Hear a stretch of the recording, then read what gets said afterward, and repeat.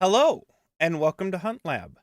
I'm as cool, or some of you have started saying Mr. Labs, and tonight we're going to be looking at some of our comments on my deep dives and reacting to some of them. Couple reasons why I want to do this is, first of all, I get some things wrong, and this is a great way you guys hold me accountable.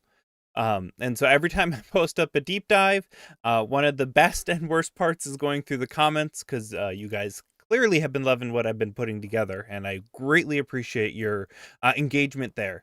But also, I realize that I missed some things, and the comments are a great way for you guys to let me know what I'm getting right and what I'm getting wrong. Um, the other reason I want to do this is having corrections of some sort, I feel like is important. Because I want my channel to be a place where new users can come and learn the game really well. And so to help that onboarding become more accurate, I want to create a resource that says, hey, this is the stuff I taught you guys. I got some stuff wrong. Here's the updated information. And so we're going to go through and review comments. Erda, welcome to the stream. I'm going to be reviewing comments on the deep dives, specifically looking at the spots where either I got something wrong or someone points out something that I should have added as well. So I guess I am not pronouncing that name. Ooh. We'll stop there. Hey, welcome to the stream. Thanks for jumping in. Always watching your fanning video. Well, thank you. I appreciate it. And I got something wrong about the packs on the fanning video that makes it even better than I thought. So we'll cover that when we get there. First video we're going to look at is the decoys video. This was the first video I made for the channel. I spent about 2 months putting this together before I actually uploaded it. And so, well, like the thumbnail, I kind of took off with a bang. And so we're going to dive in. If you haven't seen this deep dive, it's looking at all the applications of a decoy within the game. So, skimming through some of the comments, let's see. It's also good to know that when decoys hit a door, it makes a loud noise. Yes, so if you do throw a decoy, there is a distinct thud when it interacts with the door. Here's something I think you missed. And some people, judging by the thumbs up, is a way I'm going to go tonight. That lets me know how many people are agreeing with the specific comments. But here's something I think you missed. This list got long, so I'll have some numbers. One, if you have a decoy resupply, you can get decoys from deployable ammo boxes, but you only get 6 and 3 instead of 12 and 6. Oh, okay. So if you have the decoy resupply trait, you can also get your decoys refreshed when you use the item, the portable ammo box item. Blanks won't go off if used in water. You can still silently confuse water devils. I actually like doing this a lot with my blanks. And I think I showed it in the video, is that you can distract. No, I made a short on it. You can distract water devils with decoys. It's a great way to clear the path when you're trying to get around the map. Decoys thrown at doors will make the sound melee. Oh, will make the melee damage sound. And it's probably one of the best ways to make the enemy think you're at the door, but it won't make the hunter melee sound. So it'll sound like you have a silent killer. Oh, gotcha. So when you throw a regular decoy at a door, it will make a thud, like you just hit it with a melee, but it's not going to make the grunt. I always thought it was weird why, when I hit doors with decoys, they were so loud, but that makes sense. I now understand why. Let's see. Here we have 41 upvotes. Recently, I started my dive into decoys after a teammate throw one accidentally successfully distract an enemy player for a few seconds. They're great, like you've said, but I did find one noteworthy con to them. When you are replenishing them from toolboxes and looting hunter corpses, it often replenishes your decoy supply rather than give you something actually useful, like a use of your first aid kit or consumable. Now, I think the first thing to note here is I believe when you are looting or using toolboxes, those are always going to favor giving you tools over consumables. So if you've thrown one decoy, you'll feel that you're a little bit screwed over. And I think that's a very important thing to be aware of when you're throwing your decoys.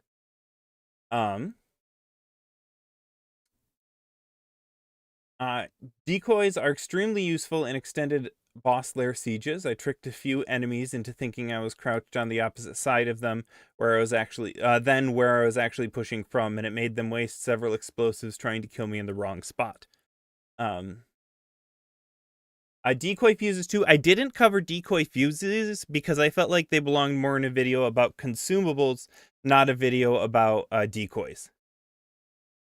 What I find that normal decoys sound exactly like Hunter, quickly uncrouching and walking a bit. Only when I throw them into the wall. That way, it makes 2 steps, just like a Hunter would not. You know what? I'm gonna put I have Hunt running in the background. Everyone say hi, Hunt. I realize I'm gonna cheat and use that as some background ambience.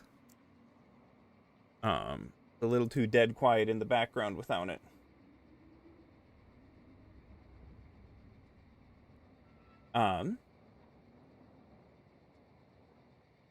A big tip for PvP setting when you use decoys is you can use them to open blinds. And the most important thing, you can throw a decoy at as a wall, making 1 footstep noise, and then another when it hits the ground. I did not know you could open blinds. That's cool. All right. The decoy video was all pretty straightforward, so there were less controversial opinions in the comments than some of the other ones. So we're going to move ahead and look into the velocity video. I really enjoyed making the velocity video. I feel like every time I step out and start working on these, it ends up being a lot bigger than I was expecting it to be and taking a lot more time. I think the velocity video, or the velocity video, took me somewhere in the category of 60 hours to put together. But it was a lot of fun, and it gave me some new challenges. This was the first time that I had drug friends into the shooting range to shoot clips, and now I keep trying to drag them around and do stuff for my exploits, and they are very tolerant of it. Anyways, KMT Photography. Yo, bro, just came by to say that you're filling a much-needed hole in this game. Thank you. That's my goal. I feel like there's a limited amount of onboarding resources, and I like making training content, so I would love to help that onboarding process be improved. We need all the players in here we can get. Vinicius, Happy New Year, everyone. Happy New Year indeed.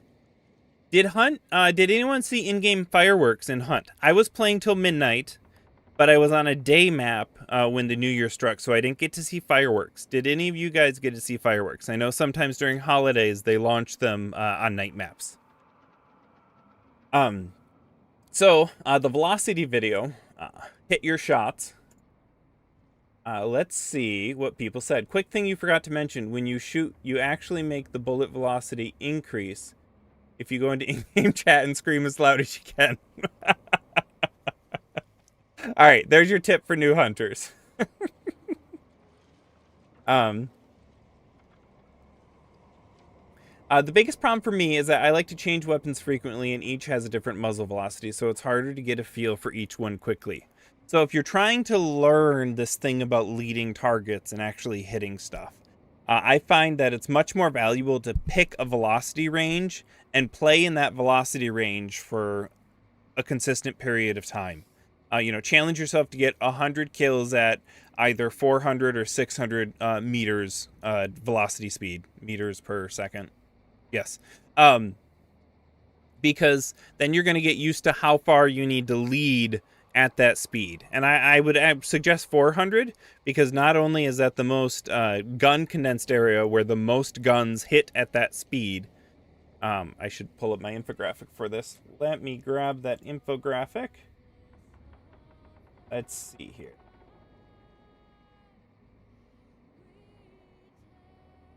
All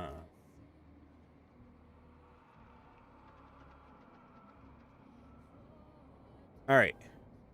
So when you're looking at the guns available at the different velocity levels, so many guns play right in that 400 range. And so if you really want to get good at leading targets, practice a lot with guns that are going to hit in this 400 range. And then once you get a handle of that, once you can start shooting that consistently without thinking about it, then you can start either branch out above or below, and just adjust off of that base point. You know, if you have a higher velocity, then you're going to start leading just a little bit more. But you want to teach your brain to see that leading target window as a reflex.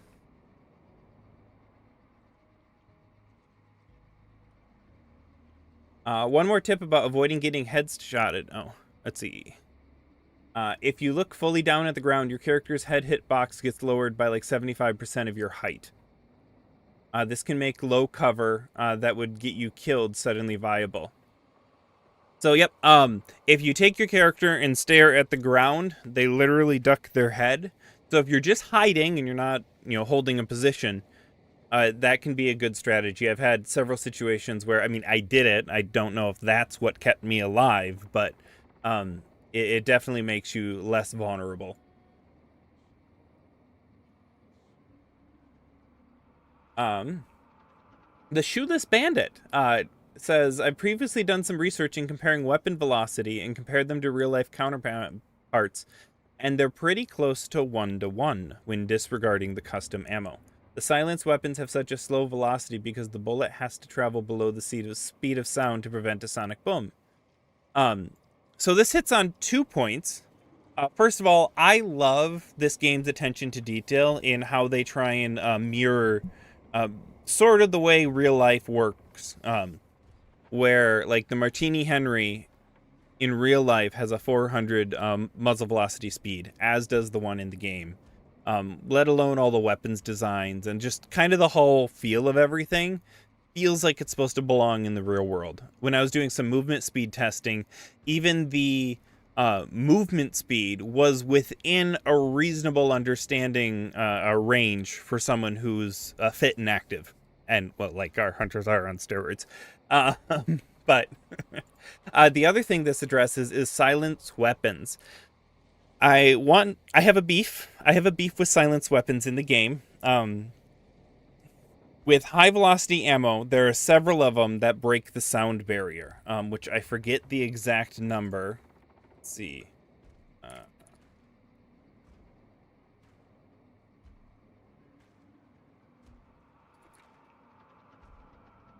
There we go. So it's about 343 meters, and a lot of the silenced weapons, or all the silenced weapons that can have high velocity, break that number. In my opinion, those silenced weapons should probably be a lot louder than they are. And you're still getting the advantage of reducing the muzzle flash, but I feel like if a silenced weapon exceeds that 343 meters per second, that it should be a louder gunshot. I think the Centennial Shorty's default is faster than that, and and then anything with high velocity ruins that as well. But that's my biggest beef around how the game ignores the realism element. Because it's clear in their design decisions that they seem to be trying to keep it consistent to the world. Anton, welcome to the stream. I find myself to be less accurate with high velocity handguns like the Nagant or Bornheim, meanwhile being good at shooting something like the Scottfield and Pax. Is it a sights problem or something else? I guess, I don't know. It could be a distance factor. Maybe you're more aware of the range when you're shooting with rifles because you're probably shooting a little further out. I can't answer that one specifically for. I find that some pistols are actually a lot slower than you'd expect. Where is...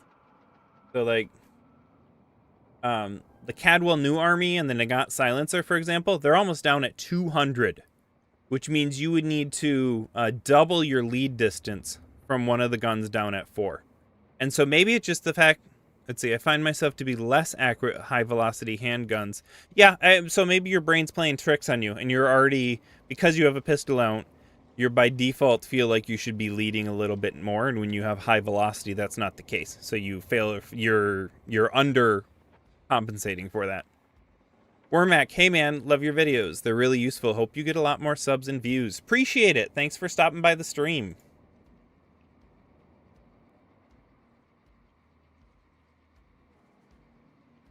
Let's see. Oh, Here's something I didn't mention, thanks to Micromation.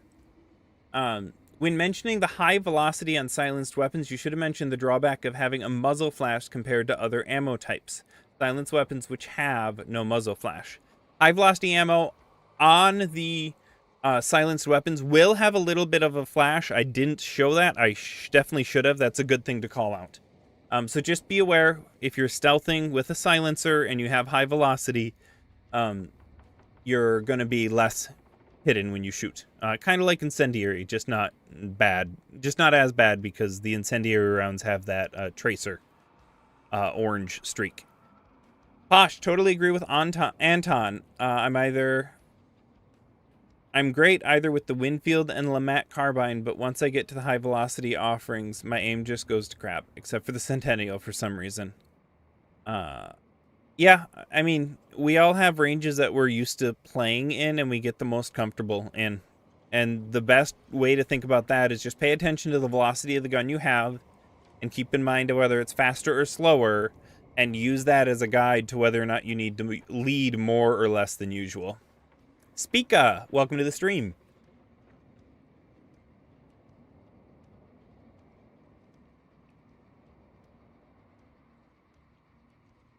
I would like to add that the only thing more important than the velocity is being familiar with that velocity. So if you want to get those sick headshots, more often stick to the same guns, like at the 600 meters range, of which there are lots to choose from. Yep, so he just was mimicking that same advice. If you pick a range to stick to, you're going to get much better at leading your shots.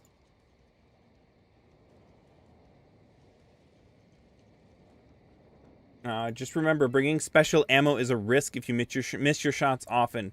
Harder to find special ammo than normal ammo, as new players don't double up on special ammo, or you may have ammo finding problems.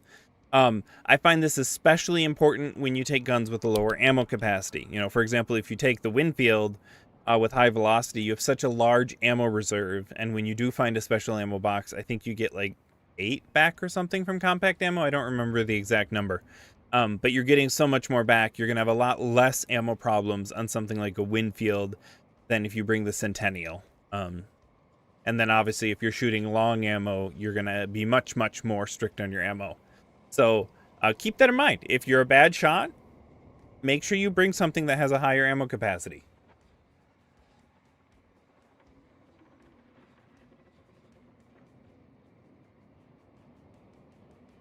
This is such a great video for new hunters. I've been playing about 5,000 hours. It took me a bit to learn all this. Wish this vid was around when I started. Why I'm doing it.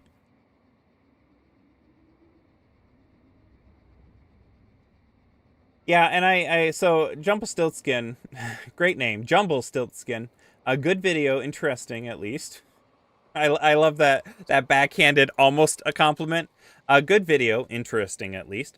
I think despite all said and done, players have to use guns to get a natural feel for the distance to lead. Yes, you're not pulling your protractors out in the middle of a match. It's all about getting that feed.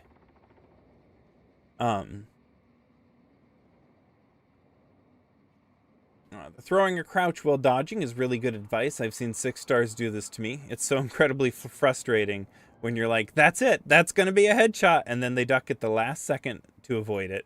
I've tried to do it, but never successfully. Yeah, I find that, you know, some of the advice I take is stuff that I've learned from other content creators. And, you know, learning about how to be evasive is one of those that I wish I could adopt it as well as I know I should. Something I've really been trying to pay attention to is to never re-peek. Because every time you peek the second time, you end up on the ground. Here's a fun one. For those of you who wonder what determines a bullet's velocity in real life, it's the weight of the bullet and the propellant and the size and composition. So in other words, how much and what type of gunpowder you have, and the length of the barrel. And I believe whether or not the barrel has rifling would play a factor in that as well. There's a noticeable jump in technology that is present in Hunt, but it is not mentioned. The transition from black powder weapons to smokeless powder, and from large diameter bullets to small bore ones. Smokeless powder doesn't just produce a little smoke and doesn't follow up the barrel. Sorry, let me say that again. Smokeless powder doesn't just produce little smoke, as opposed to black powder, which produces a lot.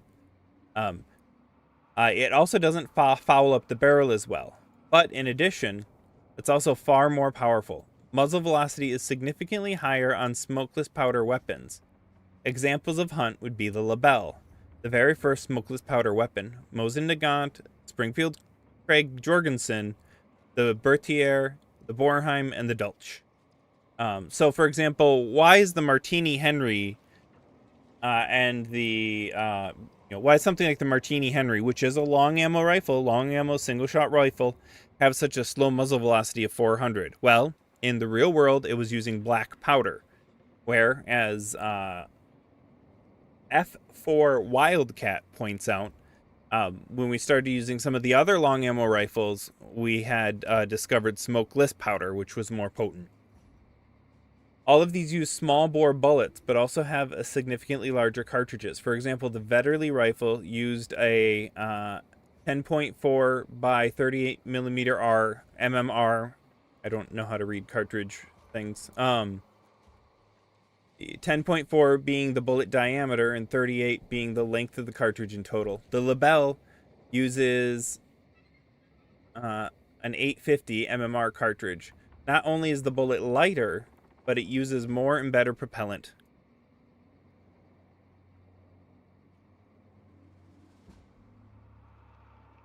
Oh, good call on that, Shaquille.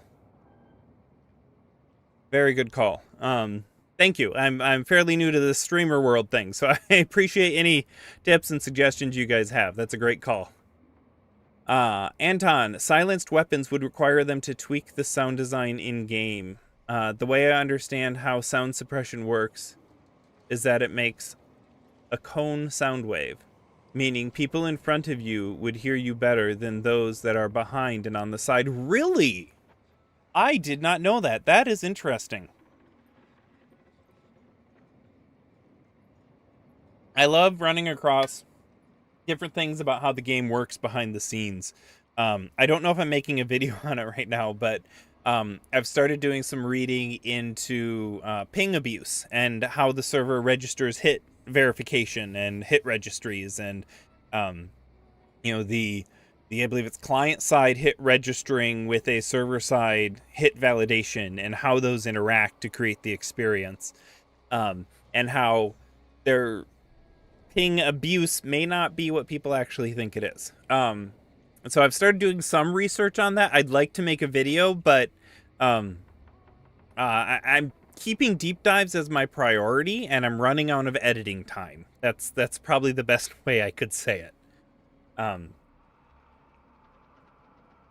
So if you know any aspiring editors who love Hunt and would like to make a little bit of money, I can't, it would be based off of the AdSense that the videos earn, if you will. But if you know anyone who might be interested in that, send me a note that way so I can begin that conversation.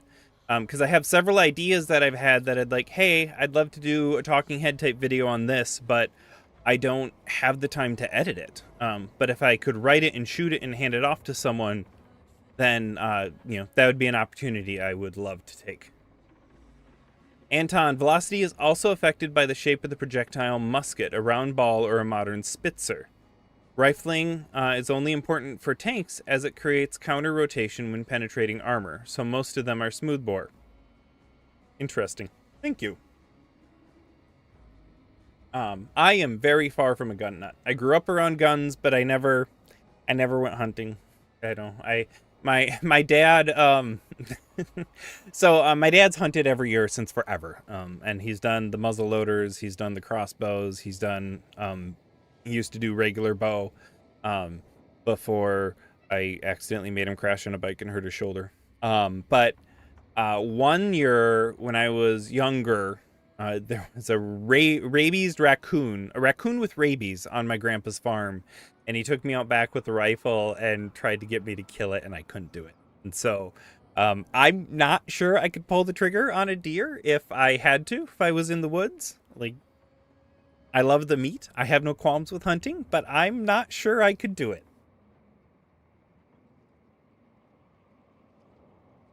I would say for reviving, face the opposite direction of where your buddy got shot and keep your head down so you can't get headshot. Worked for me so many times, and I've seen people wiggle their head, and I was just able to hit them in the head once, as shown. Okay, so in the video, I recommend wiggling your head around when you're doing a revive. But he says if you know where the shooter's coming from, it might be better just to point your head down, like the previous comment mentioned, and do the revive that way.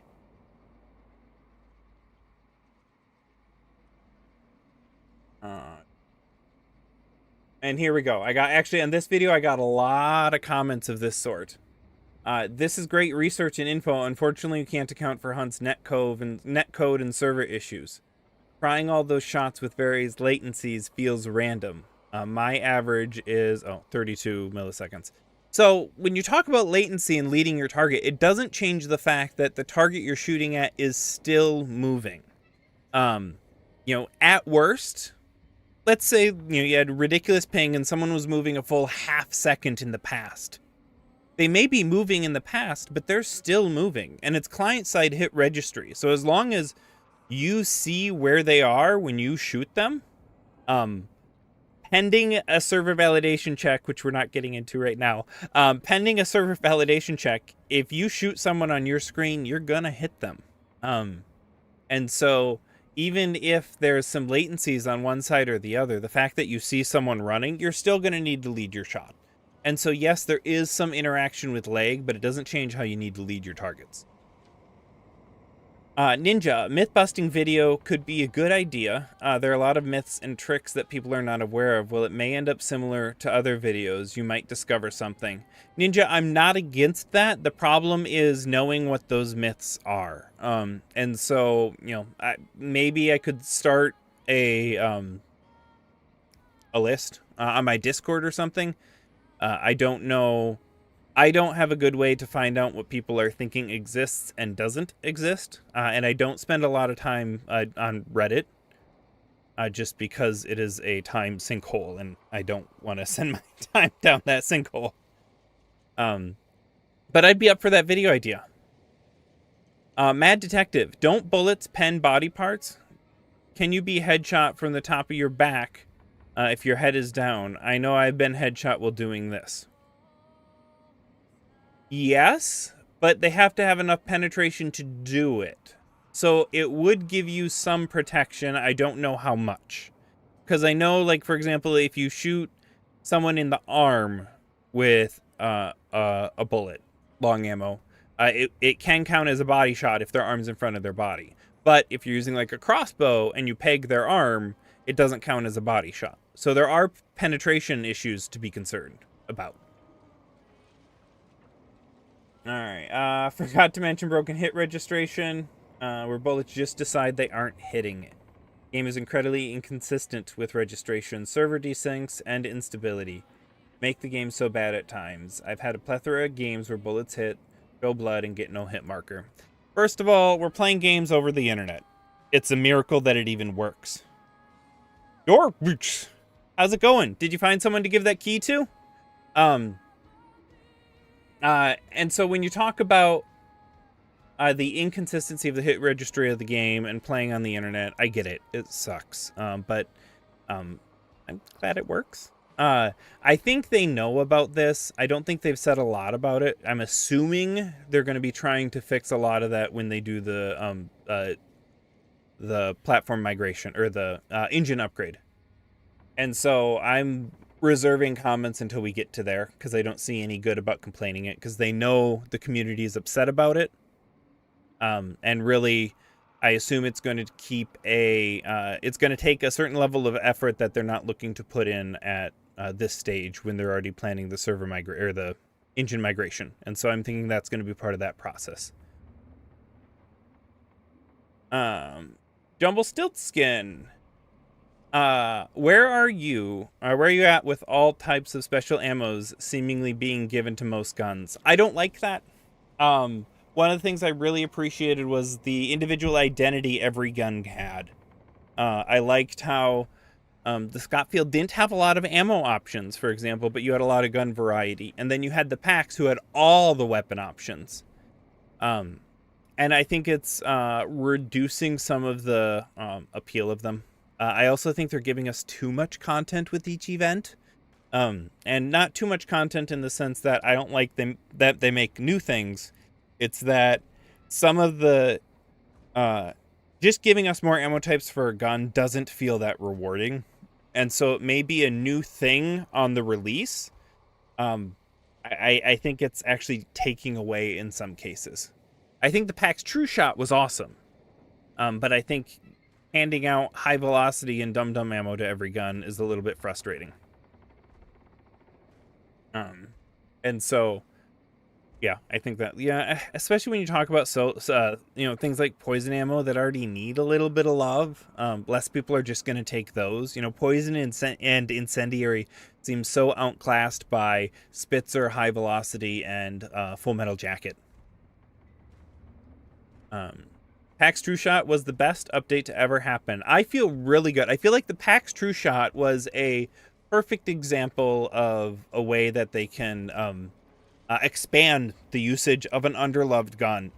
Like, I feel like the Scotfield outshined the Pax in a lot of way, but the Trueshot gives it a really clear identity of not only being the most powerful non-long ammo pistol, but also the most accurate one as well. I think they knocked that one out of the park.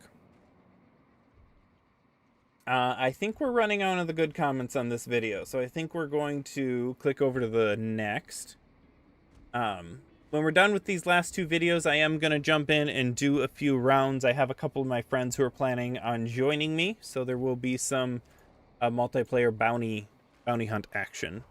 Original Pax used to be my favorite pistol, but now it just feels phased out by better options. Well, yeah, Ninja, but what do you think about the Trueshot? Like, even when you talk about fanning, my fanning video is out of date because I think the Trueshot might outshine the Cadwell. I need to do an updated poll on that, and I'm still supposedly, I have an infographic here. We'll show the infographic. We'll show it. Because we're moving on to the fanning video, so it's a great time to show my fanning infographic that I haven't finished making. Right now, I get very distracted with one project to the next. I have about 3 videos in half production. All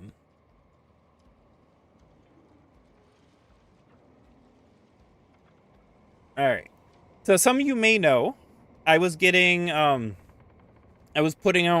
tons of fanning surveys.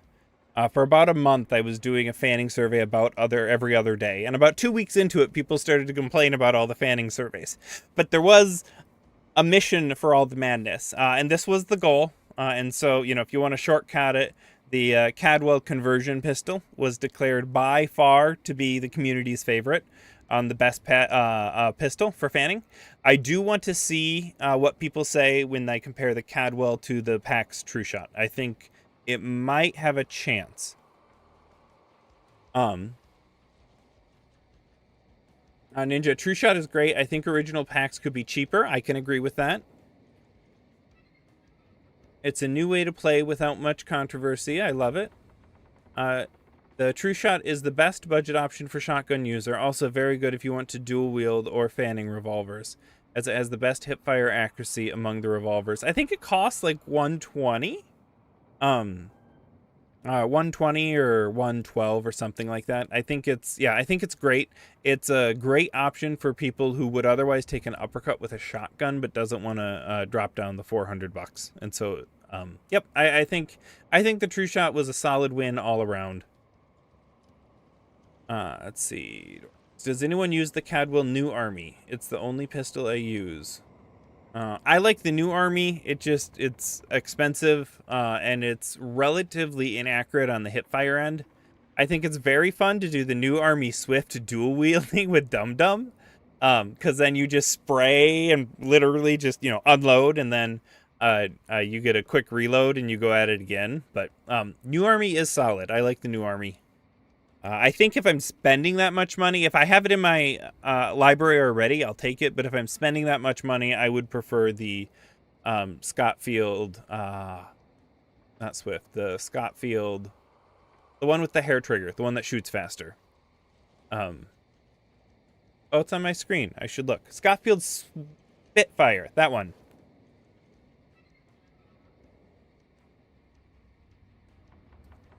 All right, where were we? Oh yeah. So going down to here. So I listed each gun with all of its variants, and so really the Cadwell should have had, or the Cadwell pack should have had the Trueshot on this, which I have no doubt would have at least gotten to here. I don't know if it would have beaten the Scottfield Swift, but I'm at the very least going to run a survey asking if people prefer the Cadwell conversion pistol or the Trueshot. So, what about you guys? Would you pick for fanning specifically the Cadwell conversion pistol or the Pax Trueshot? All right, for fanning, there was some good stuff in here. Let's. Guy is summarizing an overview of what I said.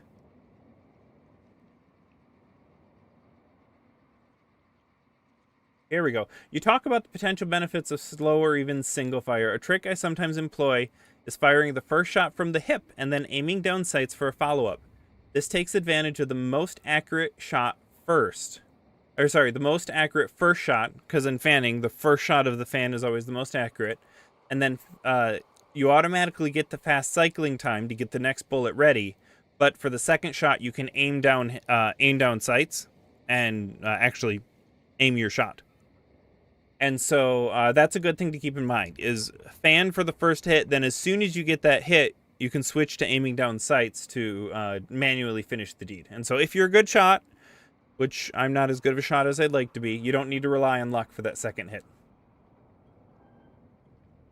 A note about weapon spread. Well, the crosshairs are a good visualizer. It's not perfect, and on some guns, they just don't line up. That's true.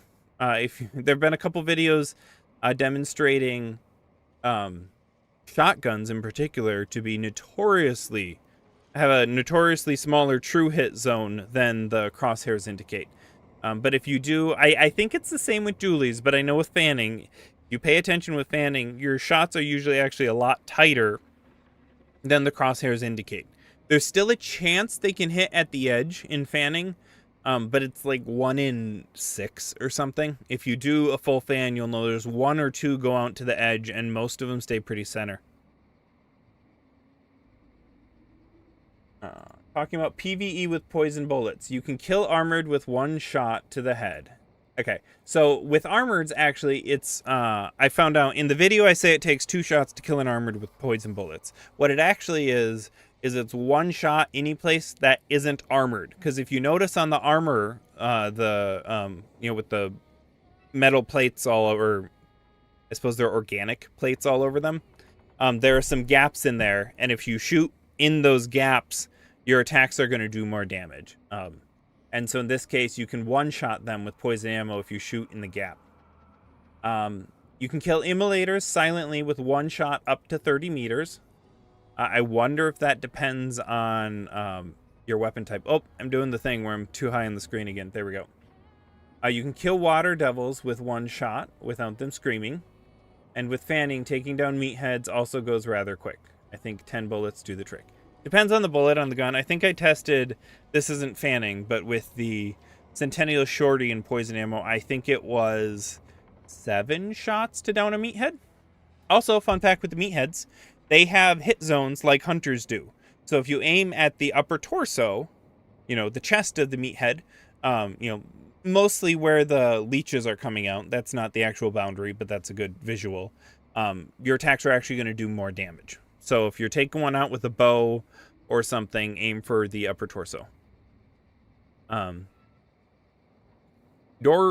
Dobrks. I've never used a Spitfire. Does it just shoot faster or something? Yes, the Spitfire has a much faster cycle time, closer to something like the Officer or the New Army.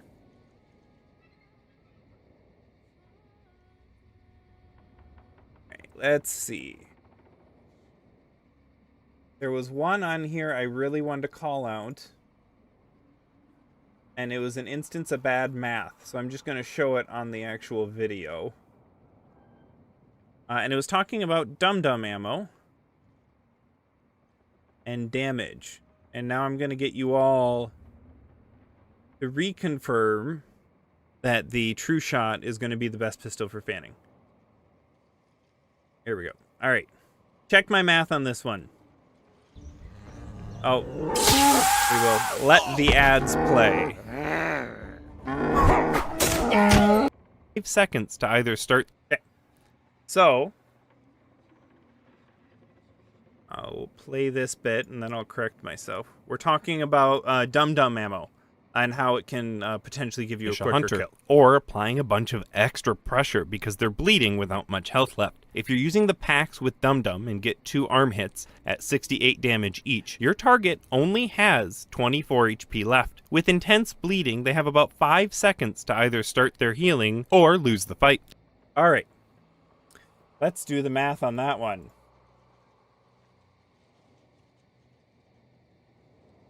We're doing 68 damage. 68 plus 68 equals 136. So we had 136. So Hunter has 150 health minus 136. For those of you following along at home, 2 arm hits with the Pax leaves a Hunter with 14 health. Which, if you have dum-dum ammo, that is less than 3 seconds for them to stop that bleeding. And so if you're fanning with the Pax, I think you should take dum-dum. If you're fanning with the Scotfield. If you're fanning with the Scotfield, I think you should take FMJ. If you're fanning with the Cadwell conversion, your choice, but probably FMJ. But if you're fanning with the Pax, you should definitely be taking advantage of the extra damage and be putting on the dum-dum. That way, no matter where you hit, as long as 2 bullets touch their body, they're probably gonna die. Because, again, 3 seconds is not much time in a firefight.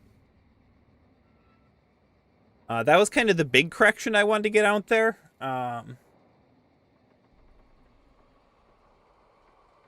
Penetration for fanning can be very beneficial. And so that's kind of what you ask, what kind of fanning do you want to do? Like, in most cases, you're not going to do your fans through a wall. It will happen. It's not going to be 90% of cases. And so it depends on your preference.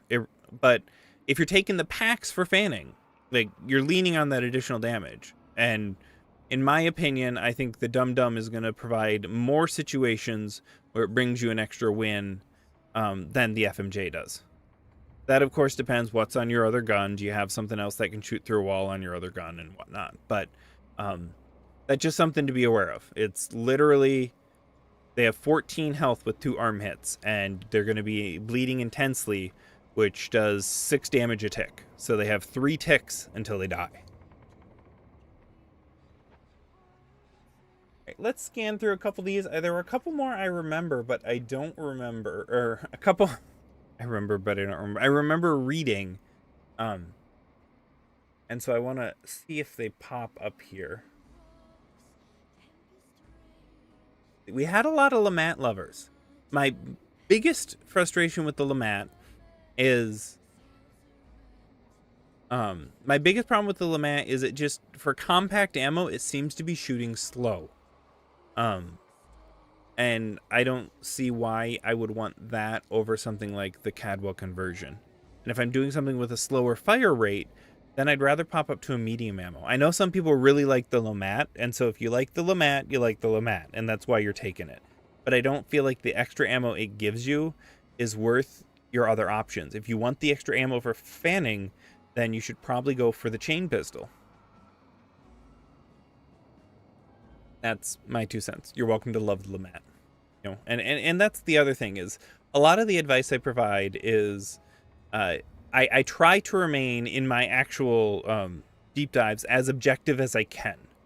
And so those are always going to be directed to where I'm trying to say, hey, these things are true about the game. Whether or not you use them is up to you. Whether or not there's a better way is up to you. I think a good example is the Grunt video I just put out. Which this one here, easy prestige experience, and it's talking about how you can set up grunts so you can melee them and kill them with any weapon. I had a number of comments on there, which we'll touch in a minute, where people are saying, hey, there's a better way to get experience for your weapon. And it's like, I get that, but I can't always kill a boss with my pistol when I'm on a team of 3 and we're trying to rush down the boss.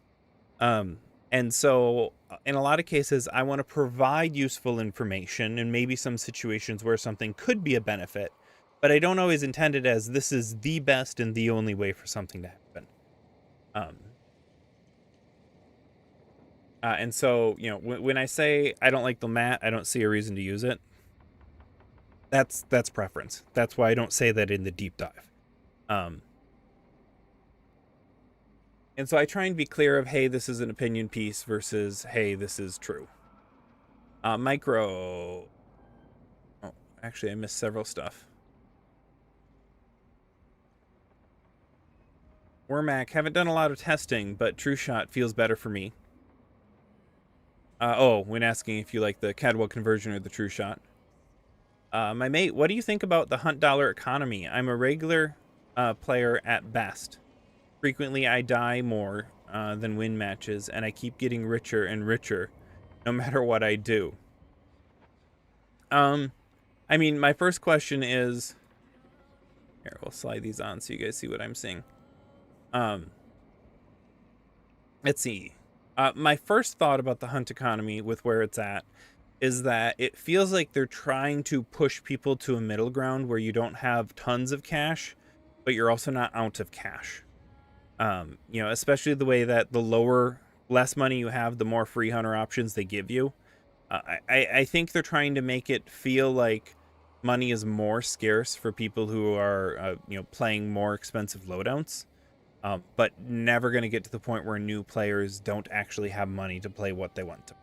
And so it's a tricky balance, because when you start going with a system that requires a regular economy reset, it changes the entire feel of the game. And even though Hunt feels like it's trying to be hardcore, one life and you're dead, I really feel like the intent of the dev team is to keep it more intentionally, I don't want to say casual, as in, it doesn't take effort and skill, but more in the sense of, I feel like people are here for the environment and the feeling of an scrappy gunfight, rather than people really wanting to struggle with the economy.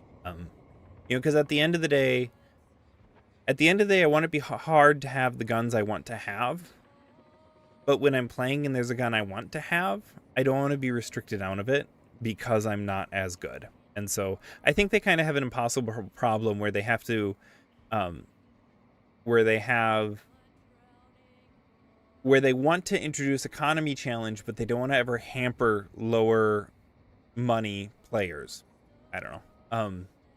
And so I actually like this upgrade or update. I have found my money going down. I haven't gotten to the point where I'm getting free hunters yet, but I'm at least going down, or at least stabilizing, rather than consistently going up. So I've found it harder to grow my pocketbook.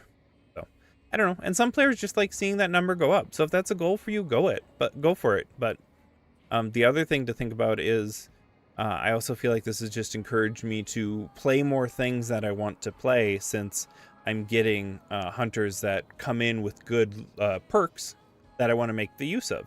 If I get quartermaster and levering, then I'm going to be taking a terminus, a sawed-off terminus. Like that's just the way it is.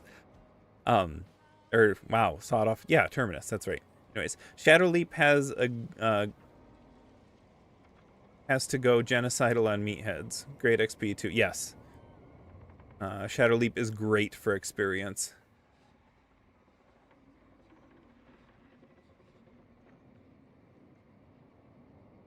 Sorry, I lost where I am. Let me catch up on chat real quick. Penetration for fanning can be beneficial too. Yes, it is. But it's all about, as Micro says, preferences and location. Worth considering how many compounds make penetration essentially useless. It all depends on your playstyle too. Like, some of the guys I play with don't do wall bangs very often. A couple of them do them all the time, but a couple of them don't do it very often. So think about your playstyle. I like to aim down sights with the Lamat. Good pen on fanning can be very useful versus shotguns. when you know they're coming around the corner and you can get an edge on them before they get one. Anton, if I know I am up against shotgun users, I prefer the Lamat, even if I have fanning, as I have the fastest way to kill with one-shot potential with an underbarrel shotgun. Yeah, just exploring the game's systems. Happy New Year, by the way. Happy New Year, Micro.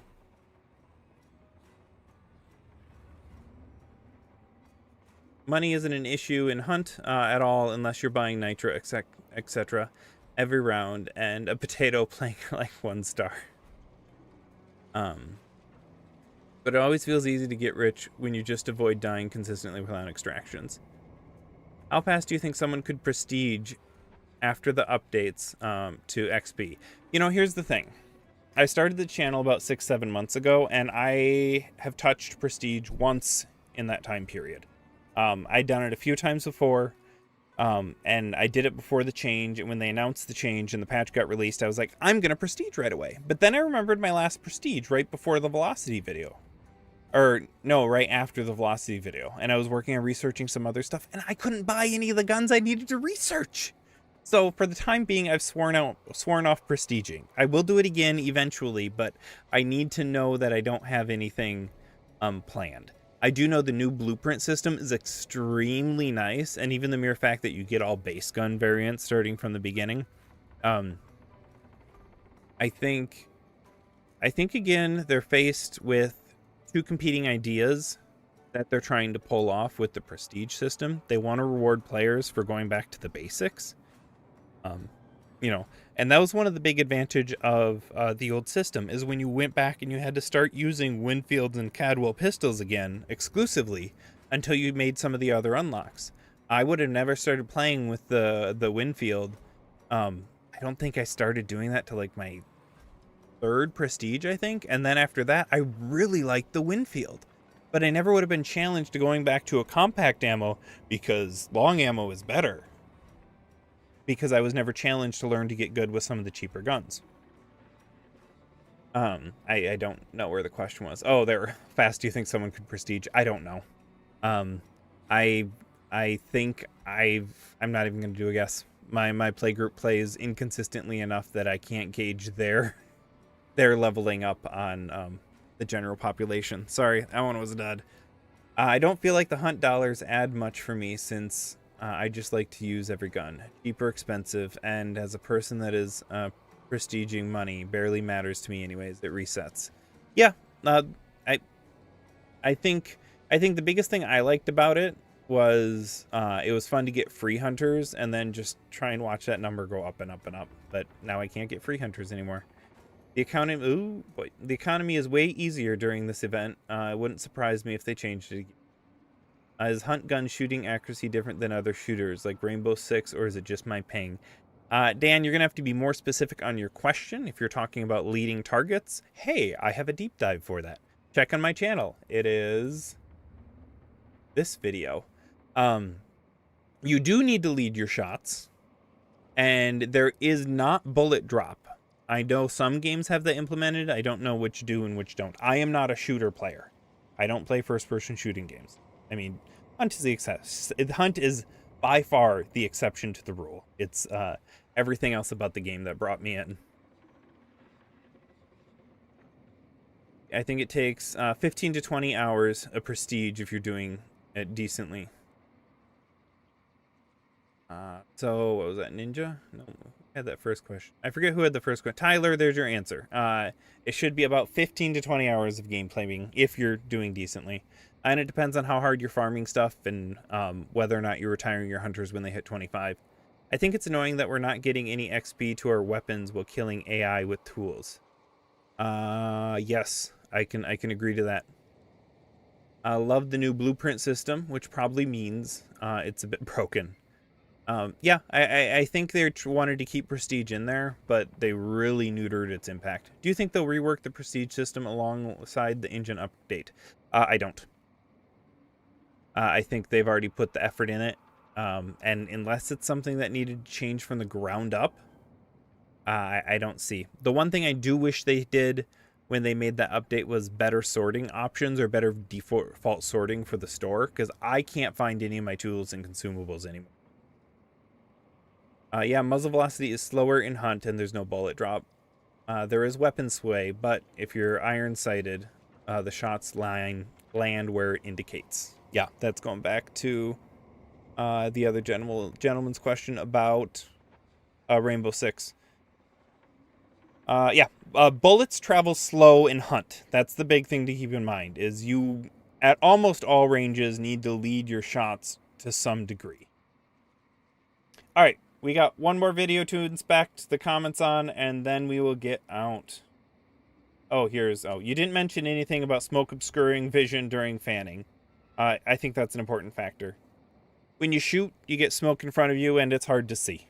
So if you're doing stuff with a longer chamber, you're going to have a big cloud of smoke that's hard to see.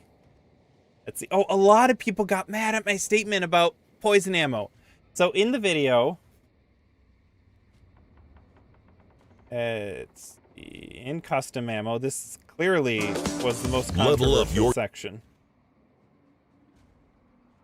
I have to watch ads on my own content. That's lame. Okay, so I said this. Again, we're almost there. But it doesn't really give you anything meaningful for PvP situations, so take it with that in mind. All right, so I said poison ammo doesn't give you anything meaningful in PvP situations. I could have been more gentle in how I worded that, but in my opinion, I don't think in the context of fanning, poison gives you an advantage that is greater than other custom ammos. Your goal with fanning is to kill as quick as possible. Your goal with a Sparks is to hit them and do 1 damage follow-up. And so Sparks on a poison, poison on a Sparks makes absolute perfect sense, because you get that one shot and then you do 1 damage of follow-up and you win the fight. But with fanning, your goal is already to kill them as fast as possible, so they don't get a chance to run for cover. FMJ is going to let you shoot through walls, and Dum Dum is going to add that bleed to make an easier time to kill. And yes, their screen goes green, but if you're winning the fanning anyways, poison doesn't help you win that better. It gives you a decent follow-up opportunity. Ninja says situation advantages with poison. Yes, and there are situations that I can't think of a situation where I'd rather have someone that's hit and poisoned than someone who's hit and bleeding. And so I realize there are other advantages to poison ammo, but I'm saying if you're taking your custom ammo for PvP situations, the other custom ammos do more good for you. But I had like 4 comments on that saying poison does stuff in a PvP situation. It's like, no, keep that on your rifles and your silenced pistols. Let's see. Yeah, I think we're gonna call that quits for this video. I hit the big ones I wanted to. All right, everything you should know about Grunts. Easy prestige experience. This one dropped yesterday, so I have complaints hot off the press. I had a lot of kind words. You guys are encouraging, and I love the engagement you give me. And I don't mind the corrections. I don't mind the altering opinions. That's how I learn and grow, especially because a lot of you are a lot more experienced than I am. A lot of you have double, triple, or quadruple my playtime in the game. So give me your perspectives. All right, so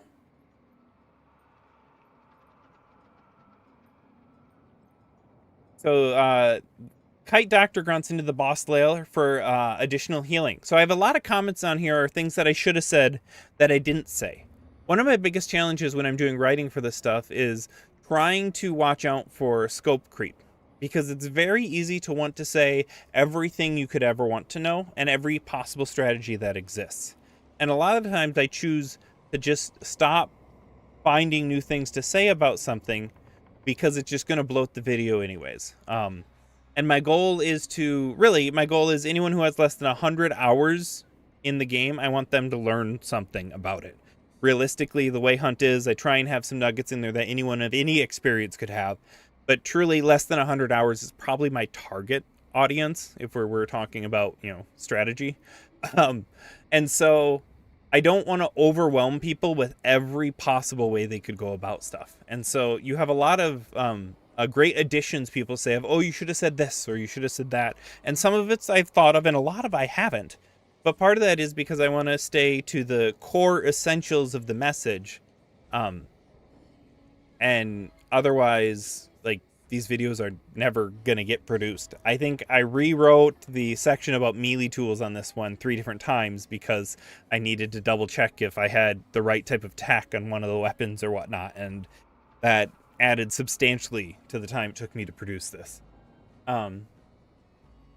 Just to note, there are a couple of fun ones on here I like. Just note, lantern grunts don't always have the lanterns lit, so sometimes they hit you and create oil. And you guys can use it to your advantage. So, I thought I'd been hit by lantern grunts before without it exploding, but I couldn't repeat it while I was doing my testing. So I'm glad he did. So there are some grunts that have lanterns that aren't lit, and when they hit you, they leave an oil slick under you rather than lighting you on fire. I think that's fun. A very good tip is luring Dr. Grunts into a boss lair or somewhere where you think you're going to need them. It was also noted that Scrapbeak's lair can have Dr. Grunts. And so if you are in a Scrapbeak lair, keep an eye out for a Dr. Grunt, because it's not going to have other healing options around there, because Scrapbeak makes sure there's no tools or consumables in the area. Davidson, I think would be nice. You've mentioned that compact ammo has a bit of penetration, because I believe most people have no idea about that. Compact ammo does have a little bit of penetration. It can go through wood, I think, on to like 20 meters. If you haven't, just because I don't know when I'm going to cover it, I want to point you to a very useful resource for this. So,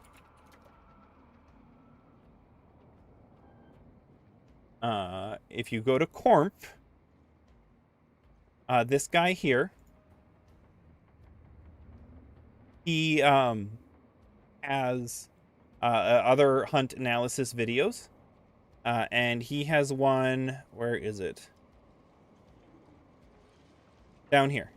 The Ultimate Bullet Penetration and FMJ Guide. Hunt Showdown Analysis and Guide. That is a very elaborate guide to bullet penetration. And so if you have any questions about bullet penetration, check out that video right there. Copy link address. And we'll just put that in chat. I'm more than happy to recommend Corp's material to you guys. Corp surprisingly didn't know about wire bombs killing instantly, so even experienced hunters are still learning.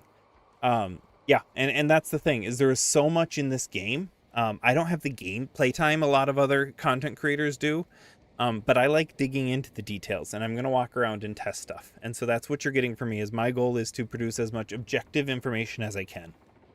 And so sometimes it's firsthand, sometimes it's secondhand, but my goal is to accelerate that onboarding process. Because I did a poll to my community asking how many hours until you no longer felt like a new player, and I think the average, I think the 50% mark was between 500 and 1,000 hours, which is just insane. Some people said over 1,000, but I love that this game has so much depth to it that you essentially never feel like you're an expert at the game, unless you're Ratcha.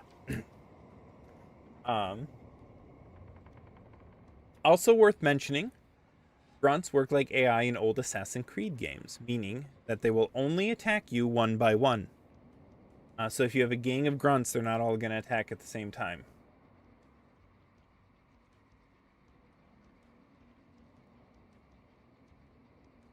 Oh, here's a good one. Okay, with throwing axes and throwing knives. I didn't know this. If you hit the head, they're quieter than if you hit their body. If you hit their body, the grunts let out a moan. If you hit their head, they're silent. Same thing goes with incendiary ammo.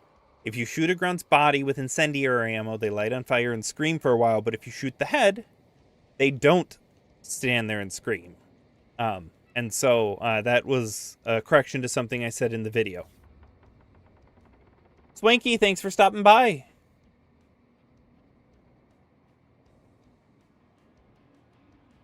All right.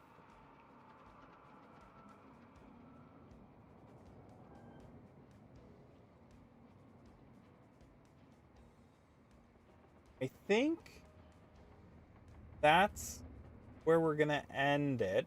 I'm going to do a few rounds. I'm not ending stream. The prestige section was actually really solid. Hadn't opened the vid yet. The prestige section, who was it? I think it was another channel you should look up. Oops.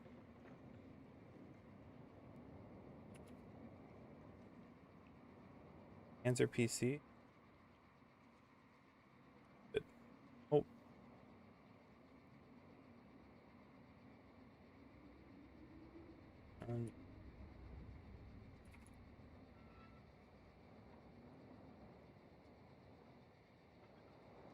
There we go.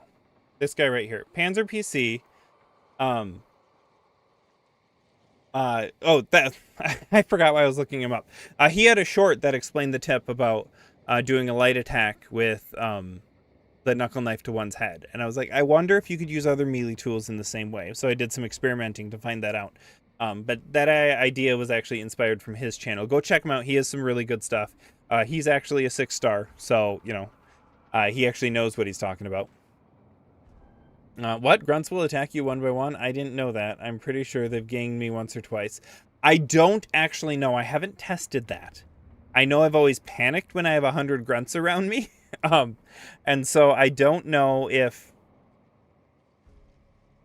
hindsight 2020, but I don't actually know if they do, but I never remember a time where I've had more than one attack at a time. They obviously all come up to you, but I think only one swings at a time. But take that with a grain of salt. I haven't tested that. I'm trusting a commoner. Let's see. Hindsight 2020, but the grunt XP tally and that weapon XP lead would be great opening hooks. Then go into the bestiary and AI once people know the worth. Yeah, I tried to... I set the hook micro with the grunts are a great source for prestige XP, but I think you're right. That would have been a better original hook. I appreciate the feedback on that. Yeah, they'll all happily attack you at the same time. Oh, so a commenter was wrong. Oh, okay. That's fine.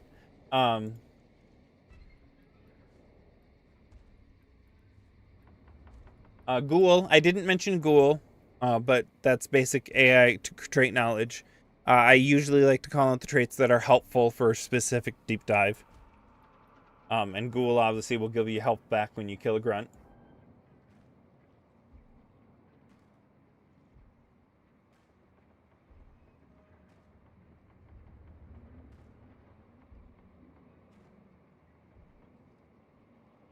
Great video, but here's one tip for everyone. Run big stamina. Run big stamina or run a weapon with a good attachment.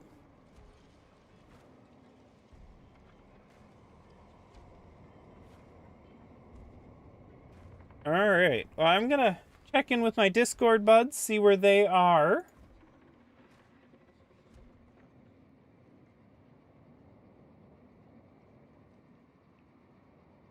Hey. Give me just a second to ping them.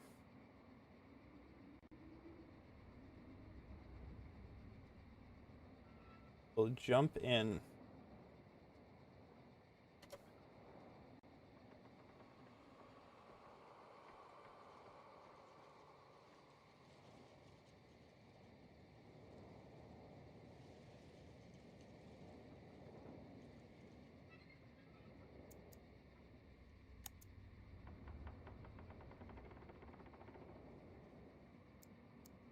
Alright, let's see.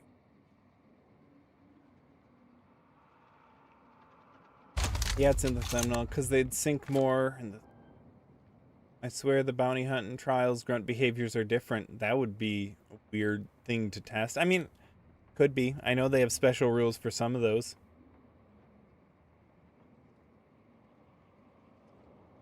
The grunt AI injury is useful. See my comment on your video. Oh boy. Open close window. Jordy, you there? At Factor, there's always new recipes. Everyone say hi to Jordy. Jordy, say hi to everyone. Gonna jumble stilt skin. Yeah, I'm looking up a comment quick and then Ben. How's your night going? It's good. Happy New Year. Happy New Year. Have you been playing? Not Hunt today. I was just playing with some other friends here and then just hopped over.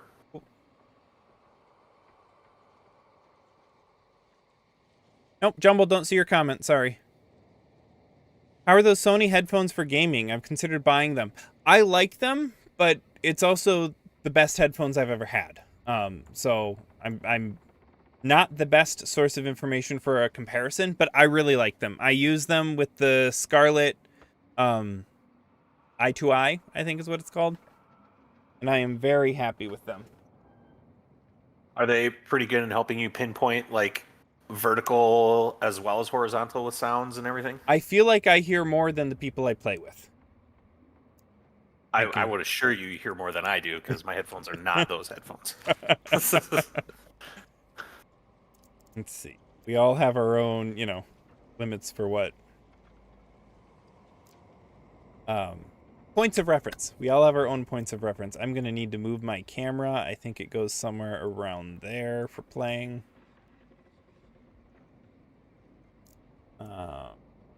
Great. Are you trying to accomplish anything tonight?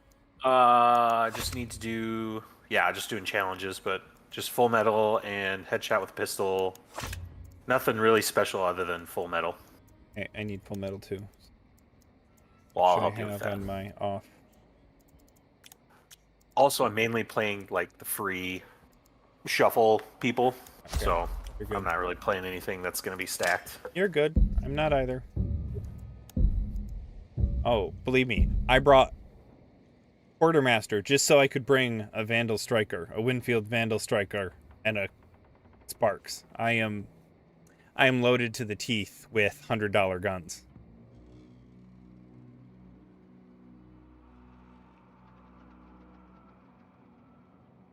I mean, look at your gun; it's gold. It is. Hey, skins wins, right? A wink. Might have gotten deleted by YouTube.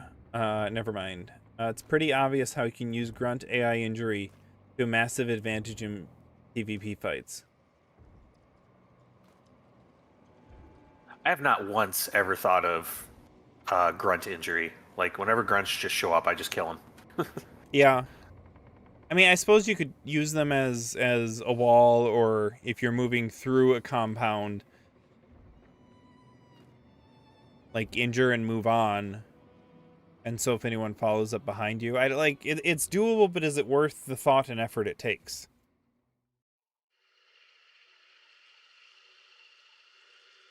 I haven't succeeded at it. Jumble, I want your injured grunt clips that turn your fights. Am I the only one who thinks there are so many mobs in a lobby right now? Bappling the Fun, I agree with you.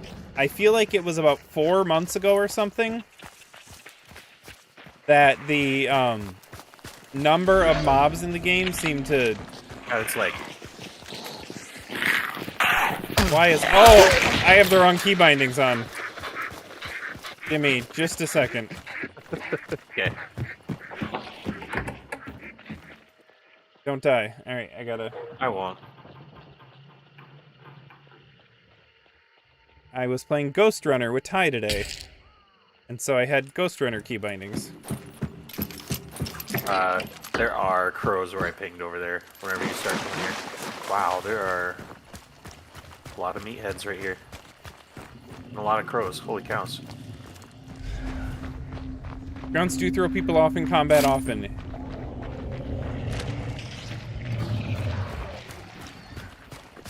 I'm gonna... Whatever. I ran over... Into this place. I saw the meathead, And then I turned back to go the other way to avoid the meathead and ran into the crows.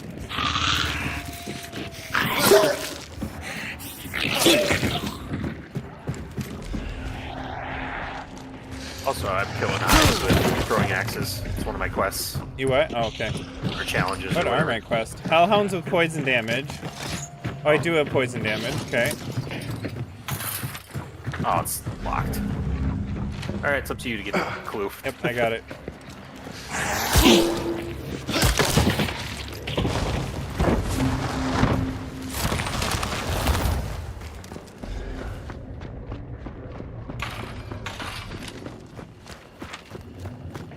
Fort? Yep. I need to kill dogs with poison, so if you see dogs, let me know. Okay. You brought poison? There. Yes. I also need to destroy cages.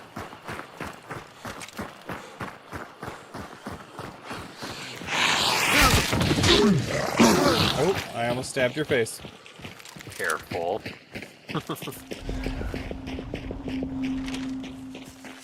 That sounded like fanning.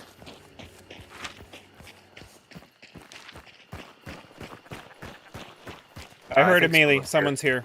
Someone's here. Yeah, this is going red. I hear it more on this side.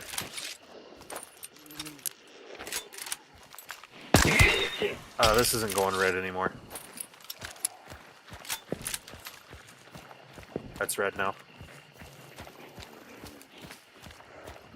Yeah, they're like crossing right here or something. Are we playing trios, by the way? Oh, I just missed. He crossed right there. I'm gonna throw a hive up there. Are they? They're outside, I assume. They're right up here. Yeah, they're right by the blue.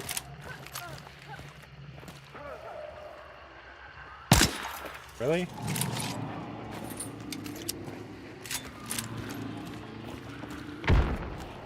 They're up there. They just one jumped down at you, I think. Okay, I got levering. Oh, maybe they jumped over something. They're up here.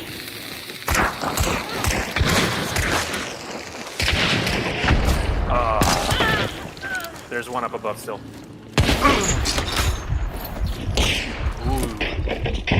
Oh no! He jumped out of it. Dang.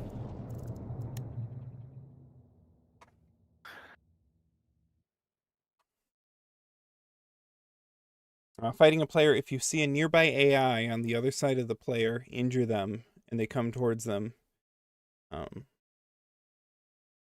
They come towards like you, but they see the enemy first. This is great for flushing players out. Can't you just shoot near the AI to alert it? Like, do you need to actually injure it?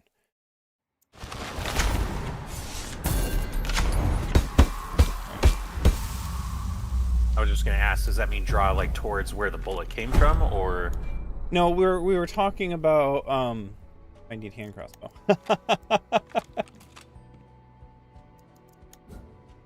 No, I'm not gonna do it. I was thinking about doing the sparks and the crossbow. That's my loadout. God, that dumb.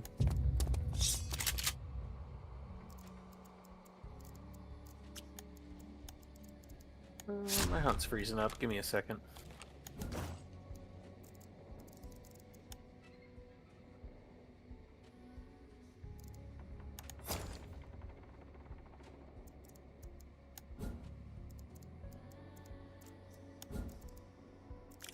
All my poison.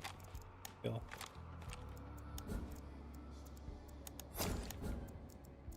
Then let's do true shot. We were talking about that some tonight. Oh. I'll be right back. Oh, okay.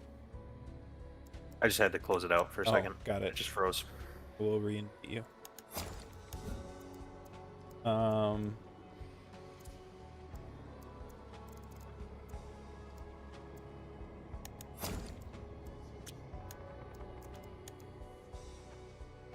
There. Give you an invite. Yeah, I saw it.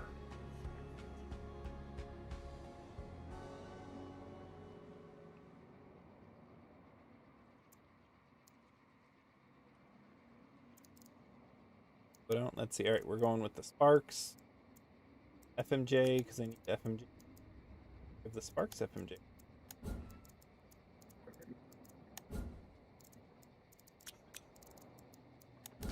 It's boring. I must have been testing with Derringer.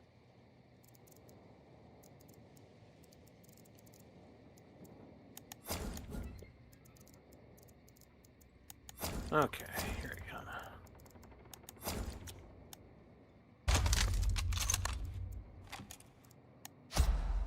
How's the event been treating everyone? You guys been enjoying it?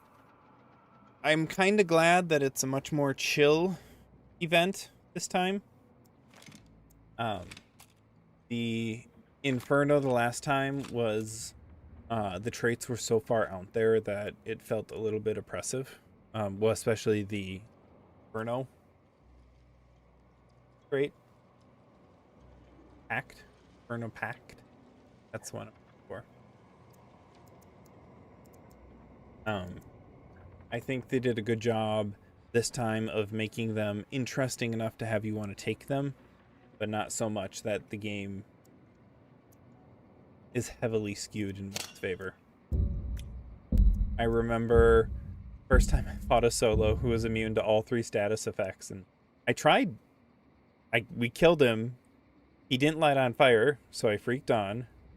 But we ended up killing him, ended up putting concertina traps on him, and a poison trap, and we walked away, and then he stood up and got up and killed us, so. Shadow Leap is scary sometimes. High-skilled players will teleport around you. Yep. I think my only thought about Shadow Leap, I really like it. I like the counter that it does damage to the person doing it. I think it should add a little bit more noise. I think there should be a noise when it arrives, or even like a whoosh sound from where it came from to where it goes. I'm going to do it. I hope you like it, okay? Oh. Emerson Way's hair, I don't know what you're referring to. I will tickle you to sleep. No, that is not allowed. Yeah, I agree with all those points. It's been a bit of a break, but we'll hop back in soon. Currently seeing if I can make a Legend of Grimrock into a controller game for my dad. What is Legend of Grimrock? Is that a book? Is that a board game? And what kind of game are you? Like a controller game, so a video game, but what are some of your mechanics you're looking at? Crates are defo better. I think there's a lot of people out there that are fatigued with the events, though. Love them personally.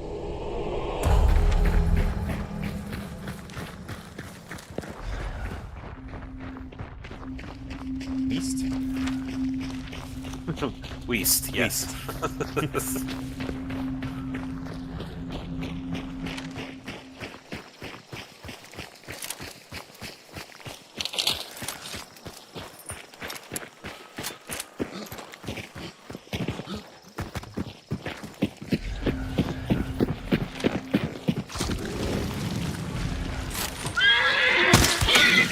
Stupid horse. Think you can get that hive up there too? Do you need it? Yeah. Gonna use a normal bullet for that. Go.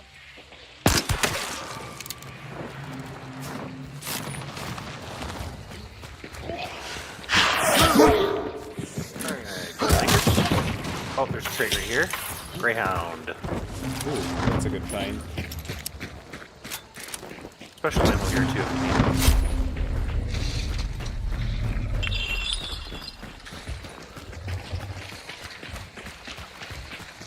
So first person 4 character party and a grid movement. 2 hands and inventory for each part of your answer. So Micro, do you have some game design experience? Or are you growing those muscles? Dodge play game, I do not have the throw hammer achievement.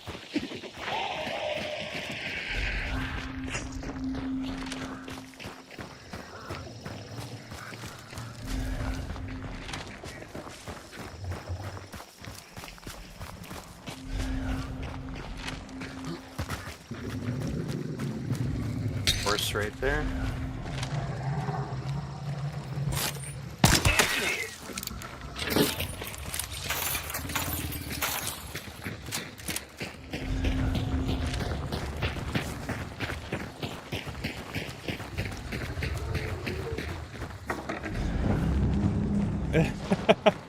You pair of noisy people.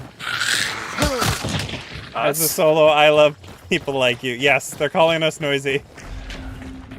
You know, some nights we really don't care.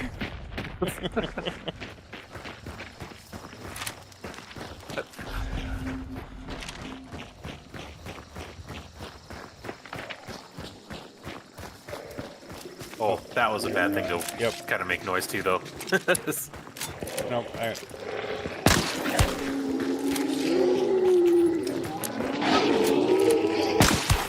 I need them for my quest. Oh, well, you're welcome.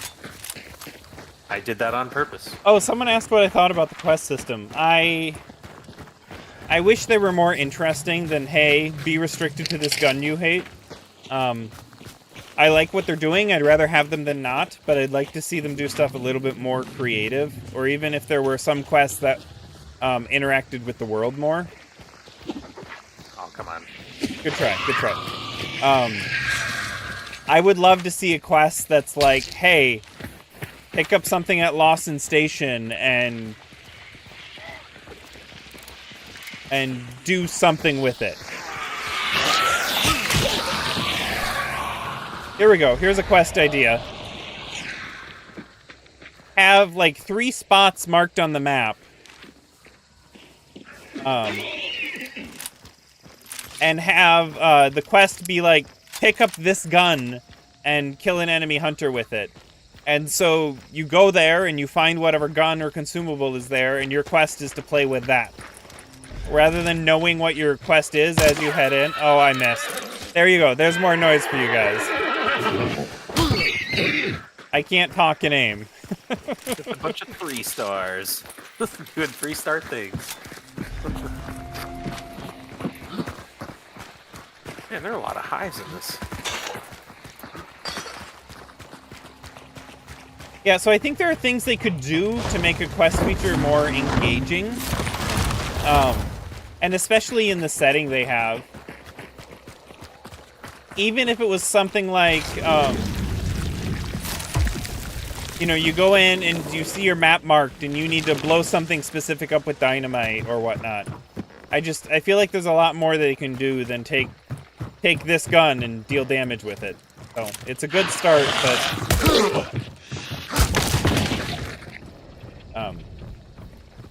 I'd love to see it flushed out more. Also ducks.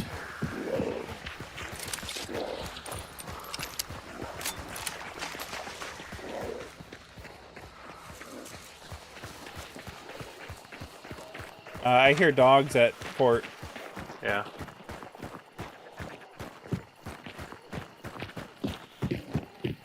Excuse me, sir. Excuse me. I see him running southeastwards over there. Accurate ping.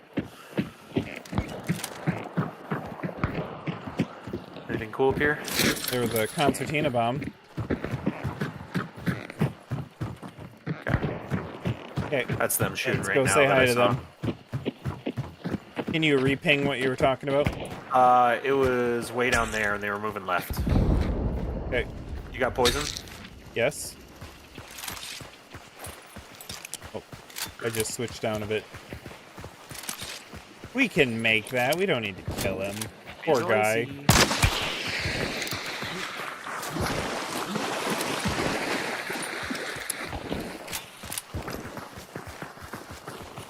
Yeah, there's definitely a party going on. Challenges for me seem very repetitive, seeming a lot of the same ones.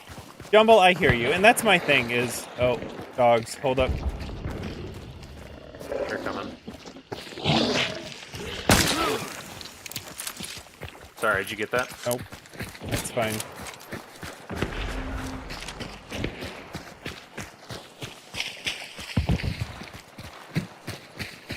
And having variants of compounds, like adding waterlogged basements. I think compound variants would be amazing. Oh, someone right there. Hit him once. There's just one person. I don't know where another. Maybe.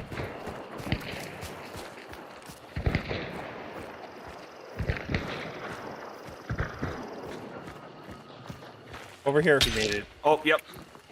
I'm in trouble. Got a hit. Got him. Oh, I got hit to the right too. Right in front of you. Where There. my feet are pointing from the compound. I hear someone creeping.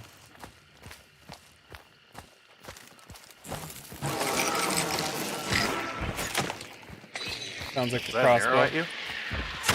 Yes, that was an Left arrow at more. me. It's on it. Bush there? Maybe?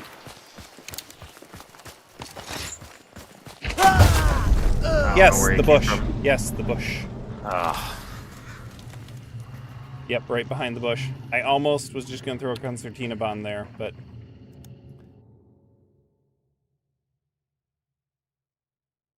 Alright,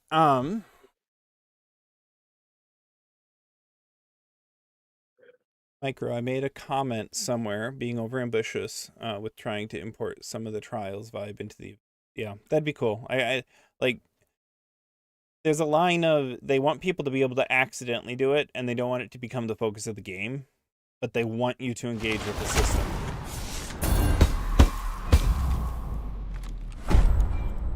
Oh. No sparks.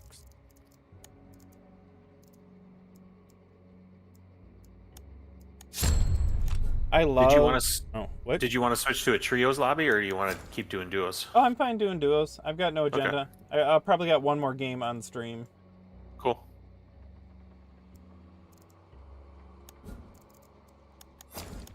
Yeah, nope, I don't have strong opinions about what's going on. Yep. We're doing a Pocket Trueshot. Oh.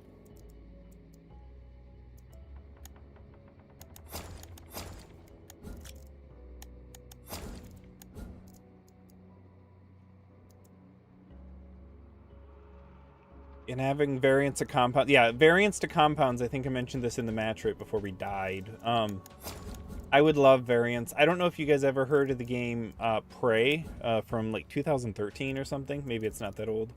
But they had a DLC called Moon Crash, which was turning the Bioshock style game into a roguelike. And you're at a moon base that had about 6 different areas to it. But every time you went in, there was a different thing wrong with a different part of the modules. This module might be flooded. It might be infested with this type of monster. It might be out of power. And so in this roguelike fashion, to get through the system as fast as you could, you had to deal with each area's new encounters. But it was all a compound type style of difference, or all sectioned off, where the mass majority of the map was identical every time. But there were these minor things different in each one. And doing something like that, I think, could make a huge difference. I love the idea like a flooded basement. But, you know, with some of these maps, that means, like, it's remaking essentially a fifth of the map in some cases. Sometimes it's just adding water to a basement. That one would be fairly easy. But if you're talking about, like, destroyed stairwells or things like that, then you got to build in a system to make your map modular. And I don't know if they have the levers behind the scenes to make that happen. I don't care what I'm bringing death. That's all that I know. That's a spirit. Hoorah. I'd love to see Crytek being in a hideout feature, collecting stuff to build to upgrade. Yeah, I could see that. I remember seeing that on one of my posts. I'm not sure if that was you that posted Jumble or not, but where you slowly build up a base of sorts. If they could somehow turn the training grounds into that, I could see that happening. And that would be a good way to indicate progression for people.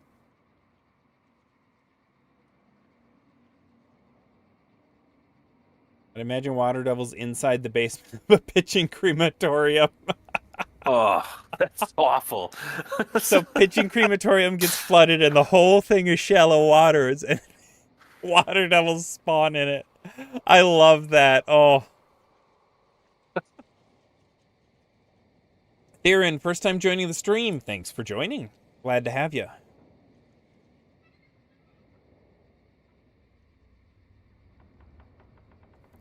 Gotten to any of mine yet? I want any of your what, Posh? I'm sorry, did I miss?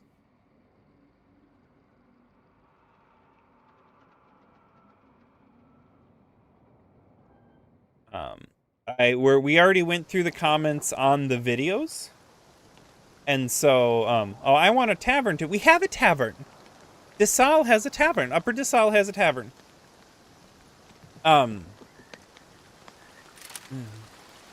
That's all I got. We have a tavern. We could have a bigger tavern. What do you think about almost every gun getting all kinds of special ammo? Seems like it's been destroying some other unique weapons in the past. I agree. I think they should be more limited on what special ammos they take or give to which guns. It really helps define an identity for something. You know, even giving something, you know, they like, for example, explosive. They haven't given very many guns explosive, but that's what makes things like that's one of the things that makes things like the Martini Henrys and the Springfields stand out. And it's also nice on those guns because you like being not locked to one ammo type when you have explosive.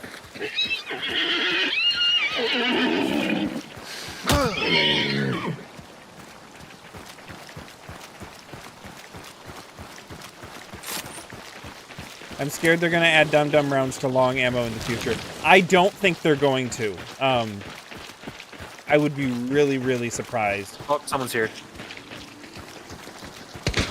Yep. Oh, right in front of me here. On the right. Over here somewhere. Yeah, he's throwing dynamite. He's down below here. Oh, okay.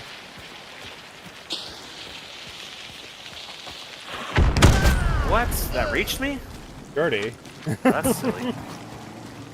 I thought it was on the other side of that rock and wasn't going to hit me. Well, I put you in the man. There's another guy that's going to be showing up to your right.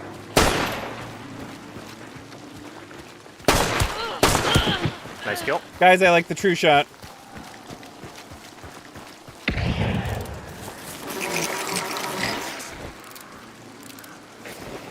Sounds like we might have a third team.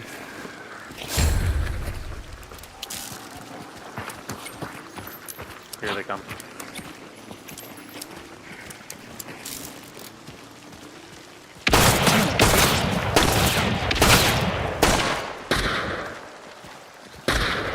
Really? Got him.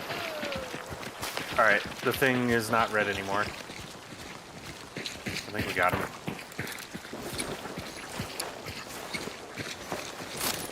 Thanks for saving me there. Jumble, to be fair, I am trying to read chat while I'm talking and playing. But yes. Oh.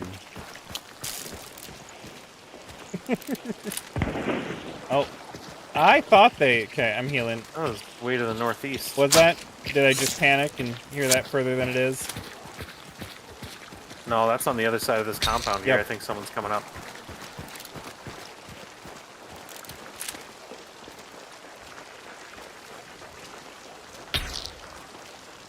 Where? Over there. That was a bad ping, but in that direction. How close are they? Hit one. Oh, very. Got him. Thank you. One below down here. Okay, healing.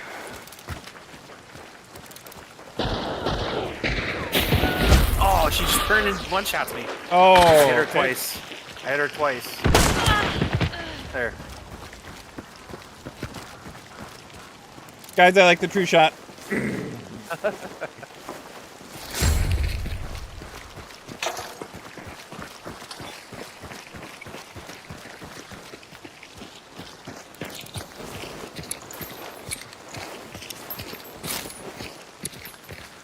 I need ammo. preferably medium FMJ. Right about here. There's bleeding. Nope. Okay, I gotta heal up. I get you, Jumble. You're good. I'm just healing up. The body's down here somewhere. That's right here. Or no. Oh, right here. Their guns are further down, right over there.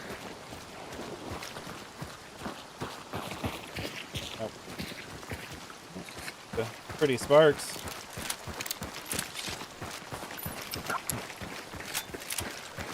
Did I loot all these guys? I did not. All right. Micro, in some ways, I wish I got to play the game sooner, but in others, I think I'm pretty content coming late. I'm glad I came late. I'm very, very happy when I entered the game, which was... Oh, is it looted all the way? It is. Now it is, yep. All right. I've been playing for probably about probably like, shot to the south. That's maybe Moses. Yep. Did we get all our clues here? Yeah, we did. Yeah. Okay. I had to kill 4 people for it, but... I need ammo, so we should probably go over to Weeping. Okay. I probably just should have swapped guns, but it is what it is.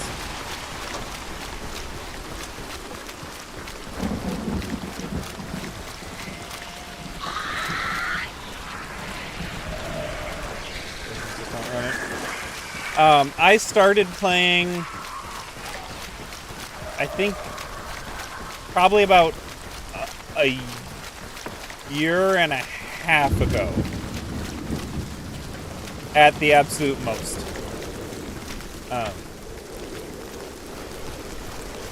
But I saw the game when it was in early access. Gotta wait. Oh yeah, Jordy, how many bars you at? 2. You gonna take Remedy? Yeah, I can do that. Which one is that? I believe that is the Mariner one. The aquatic one, whatever it's called. Yeah.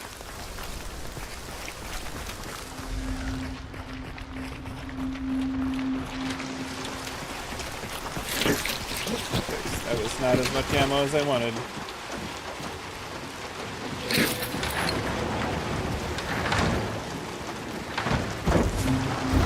No, we're going. Alright, we're about to the restoration.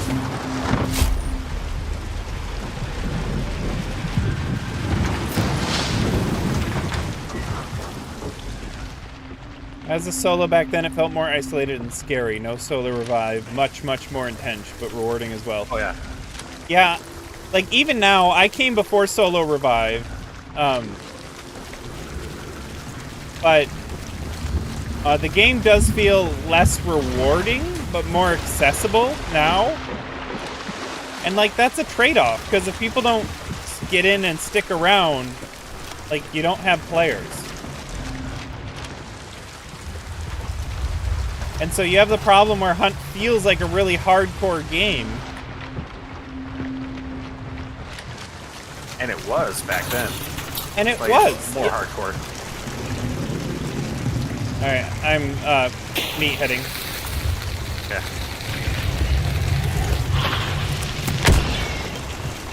But like as a business, they gotta play the trade-off, you know, do we want players or do we want a very limited player base? And so, I don't know. It's a hard thing to balance. I don't blame them for erring on the side of accessibility. If it feels like I'm yelling, that's because I'm playing in rain. They feel like you have to yell. Yes.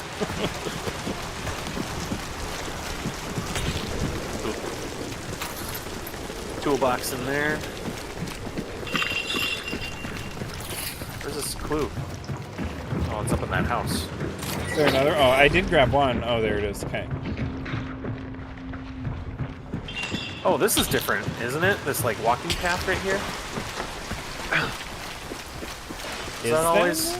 I don't know. Is that walking path always there? Someone in chat will tell us. Is that a new path? I think it's been there, but I've never used it. I always felt like I had to walk around the sides. I don't know. Okay, we gotta go all the way south.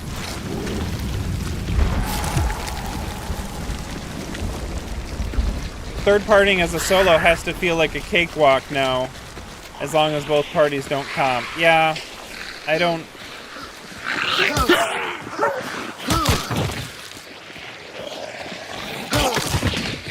There's a problem with every solo getting Necro and being able to revive infinite times. Acid Lord, hi! Welcome to the stream. I got Rotjaw. It is southwest of us, like about 190. There's a wagon right behind you. Want to grab the wagon?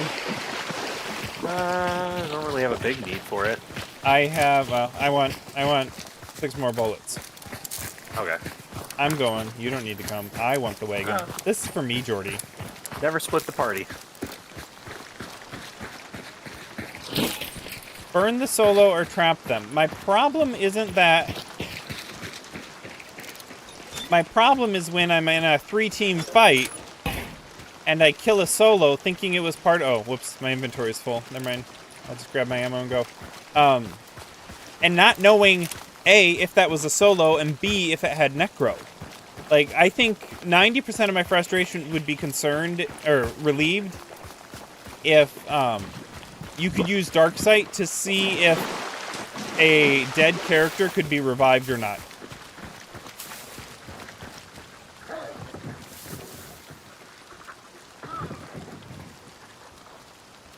Good evening, guys. Hey, David. How's it going? Not too bad. I'm watching your stream. Cool. I was going to warn you. We are live, so... Yep. I expect you to wipe the map. I mean, so far so good. I think I'm at 3 kills.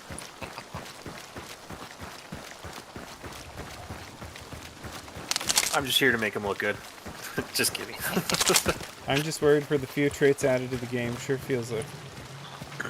Yeah, so back to my idea is, like, if there was a way to tell if a body, not even just a solo, but just if a body could be revived,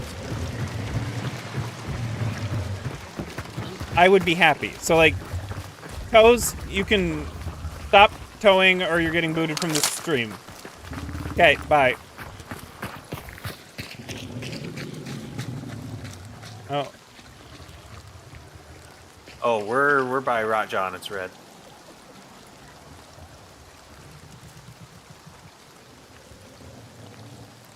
Second, I'm fighting with YouTube. Alright.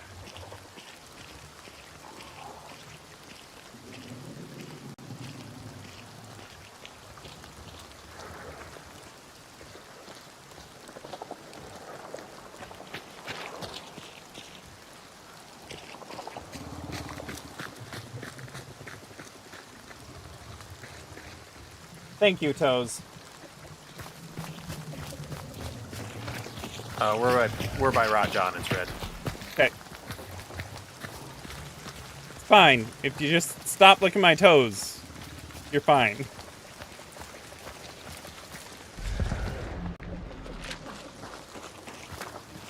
Yeah, we've been noisy, so...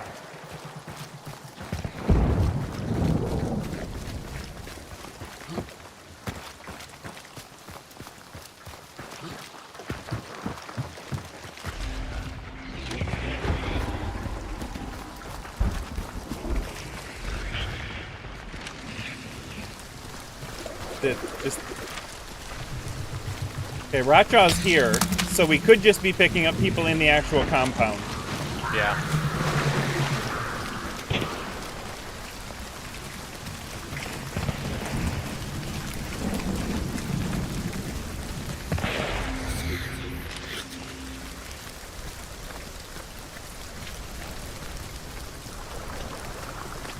No, you can't say solo Necros winning is a skill issue with the person who died. Because solo Necros are playing against people who are, by definition, worse than them. And then when I kill a guy 3 times and get distracted by a third party and he kills me, yeah, no, that's not a skill issue. I killed him 3 times. Like... Oh, to the right. Yeah, I'll stop talking.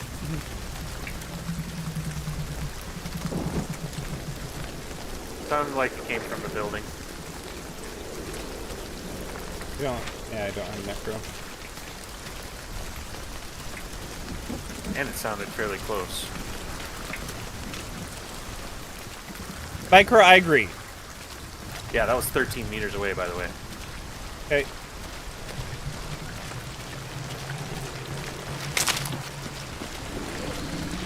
Oh, there's a freaking meathead up here. What did he kill you with? Frag. Frag or frag? Frag. Rag. Found him. Yep. Oh, someone else shot him? Someone else shot someone.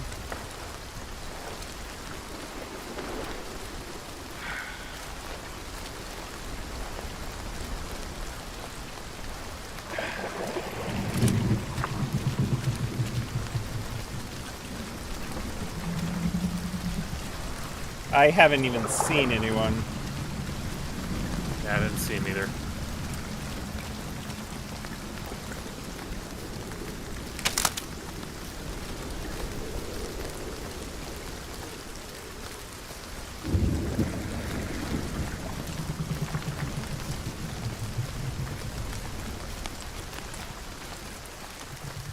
How behind cover were you? I'm on the road.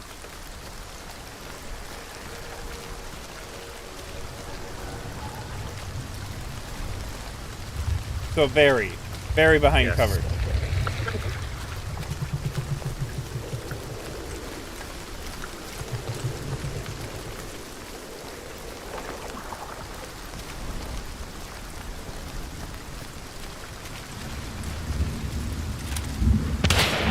There he is. Nice. Look at you. Get up, get up, get up, get up, get up. He's probably a solo. I'm back healing. I'm not with you.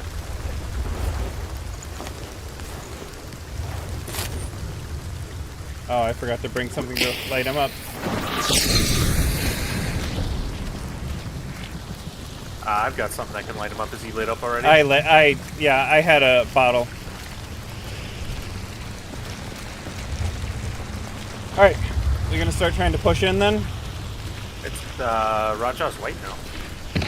Oh no, to the left, up above, from the building, southwest. Got a hit. Pings.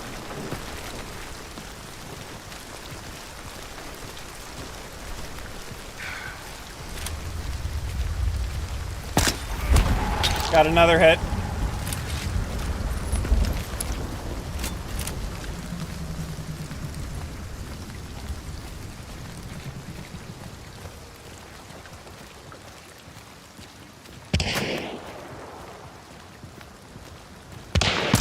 Yeah, he's shooting from there. Right there.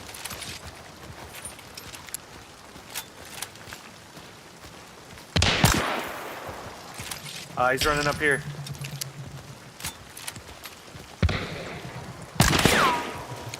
I should be on my long ammo.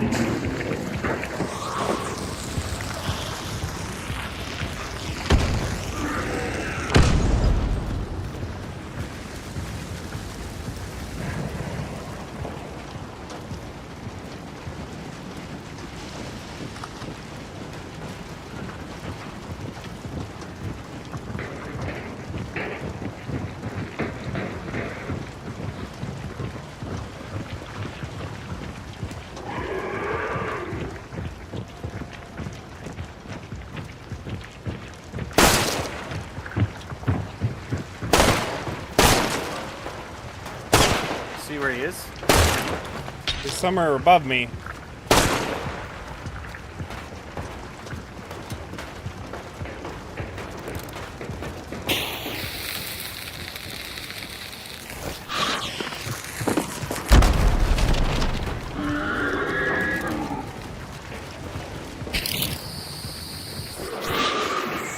Someone's down here. Yep, right. That once. There you go. Good work. Reloading. Let me know if you hear him right above you again. I'm kind of watching my back door where this guy's been showing up.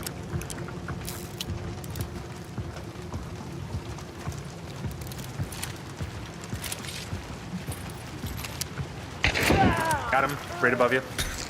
Okay, that's. I'm gonna light him up. We're white. We're white.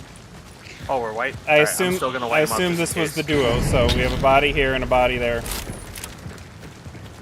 Oh, okay.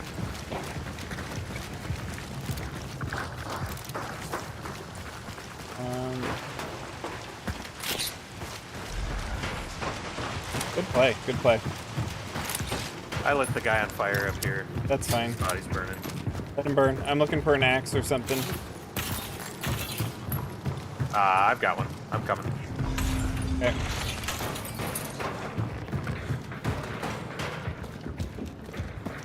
I'll choke him if he hasn't already choked. Yeah.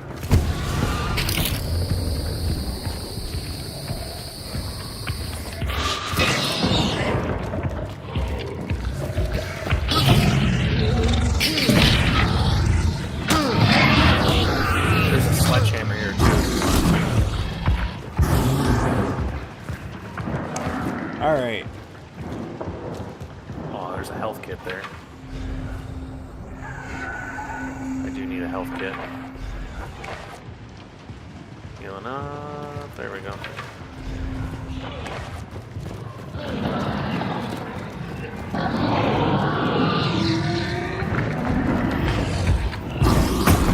Still white. Yep. I think we're good. Might be a victory lap for us. 2, 4, 6, 7, 8, 9. So we can account for 9 people at least, Including us. including us.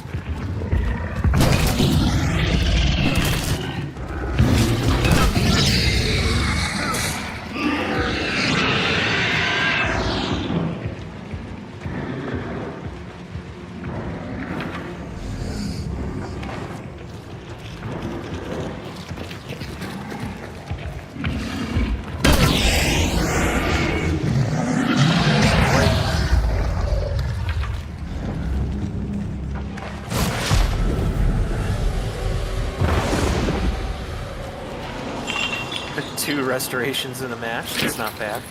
Not bad, not bad. We'll get 3. Here's a envelope. All right, people are.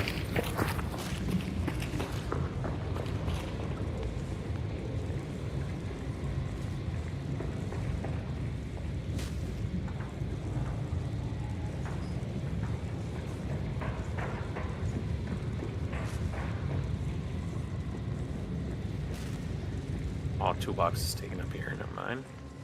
Here we go. Perwin, you had a comment. I only read the first 2 sentences, but I like it so far. I think solo necro is not the main issue.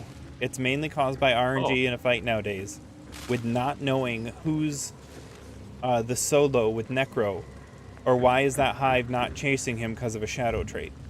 Like, the first half is exactly what it is. It says, I have no clue who is or isn't a solo in a fight. And if I had some indication of who was either a solo or who could or couldn't be revived, without bringing a dedicated tool to deal with it, I would feel better about it. Like, you know, even if it was a cheaper trait that when you looked at someone in Darksight, it told you whether or not they had the potential to be revived. Meaning either it was a solo without necro, Body you can loot. Either it was a solo without necro, or it was part of a team that is all dead. I think that's the one you tried to burn. Yeah, I missed. There was an extra dead body up here, by the way, I found. Right here. Was? There was a body we didn't kill, so that probably belonged to the last team. 10. Yeah.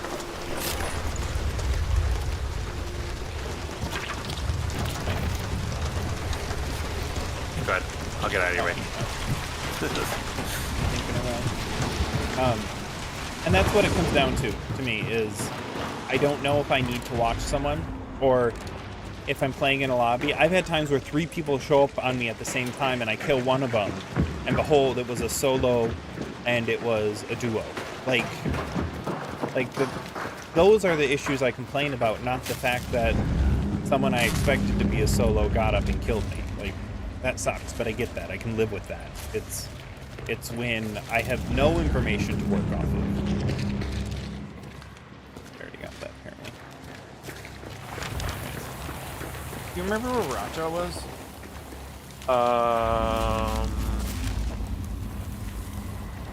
Southwest from Weeping Stone area, so we were right by him. Just to the east of us. Oh, here. that's right. He's real close to us.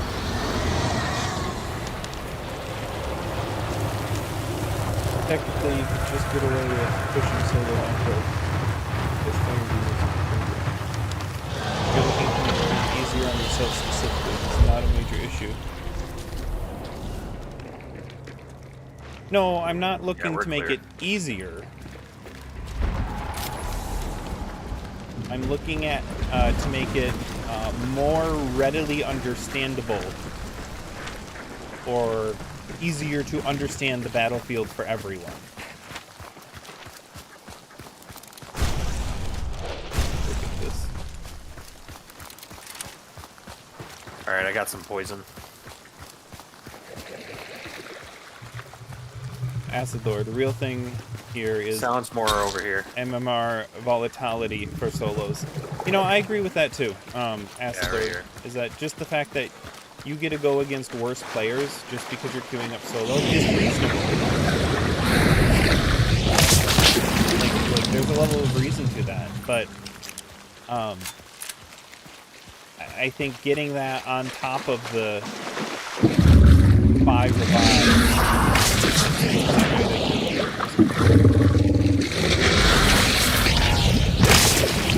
Like, I think 95% of solo is good right now. I think there's just something they need to tweak about it to make it feel better for everyone involved. Ouch.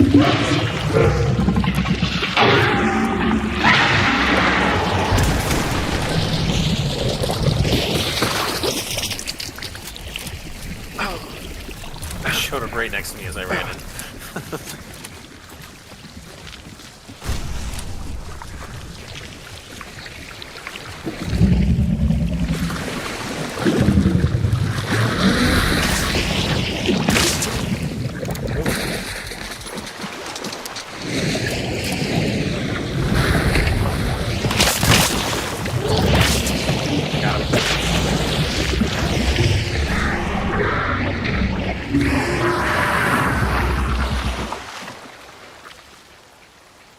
I'm running back to get my gun.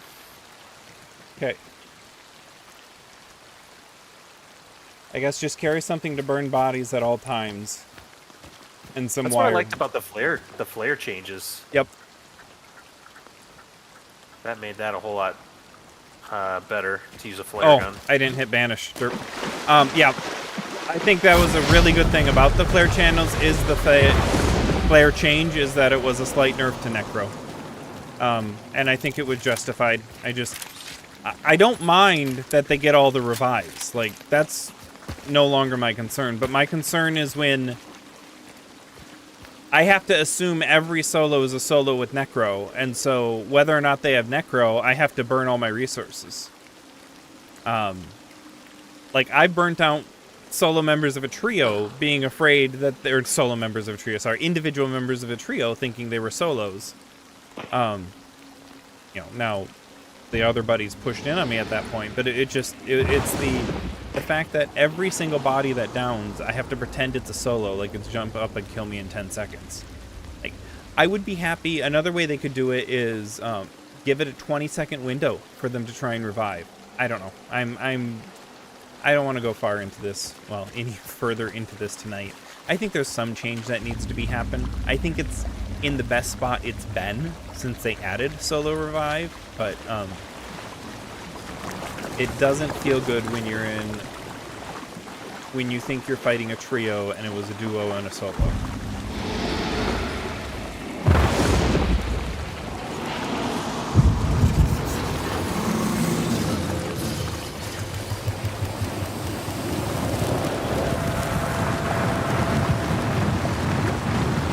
Or you kill 3 people in a place, and you're like, all right, we got the team, and then one of them stands up suddenly.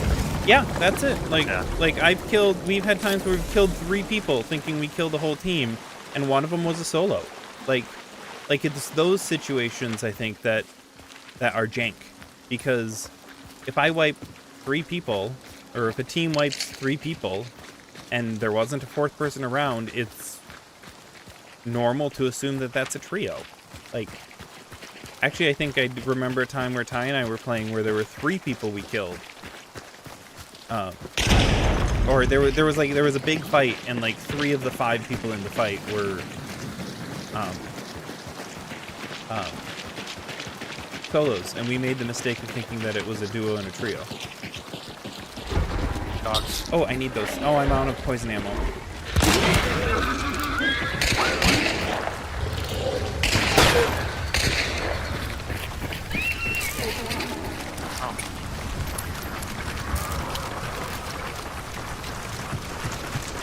David, are you still here? Still here? Alright, we're extracting. I think you got a pretty sweet bounty collection there. We carried hard this game. I need to kill this hive with a throwing axe. Micro, I'll go back and find your comment in a minute.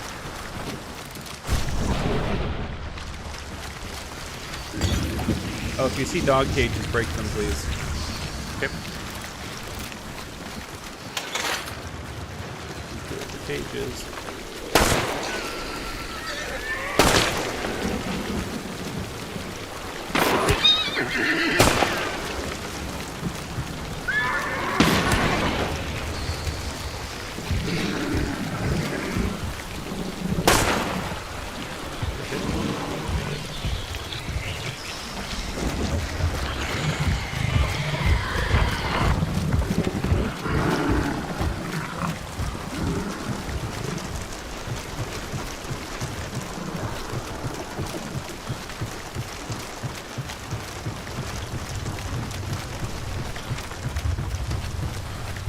I can agree with that, Matt. Resilience is the main issue with solo Necro, and on top of that, the time it takes to revive dead teammates' body is so incredibly short. That's another thing that I feel like could be addressed. Yeah, I agree. Resilience is one of the main issues with it. Maybe removing or limiting that would be helpful. Even if maybe Resilience becomes a burn crate, where you can buy it in the shop like normal, but I don't know, or effectively raise the price. Like, the synergy... Stand still, Andrew. Huh? Stand still for a second. Oh, okay. Yep. FMJ doesn't pierce horses. You cannot penetrate horses. Horses are impenetrable.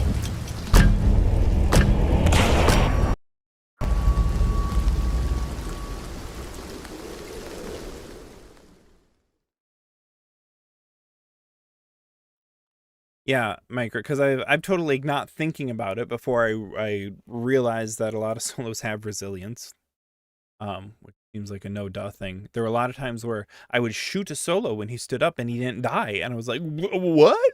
And then he'd turn around and shoot me before I came to my senses again. Again, skill issue on me, but it is kind of weird that they can come back with 125 health.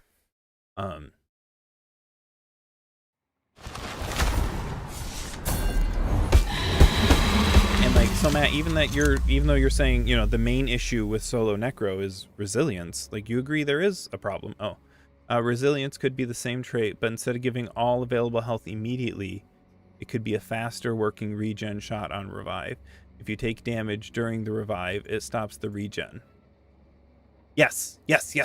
I fully like that idea. Even if it was like in 3 seconds it got you to full health. Like, I think that would be more than enough time in there. That would make the difference. Great game. Beautiful game. That was a good game. Well, I mean, you revived me like 3 or 4 times, but still a good game. Second, Micro told me to read something he posted. I'm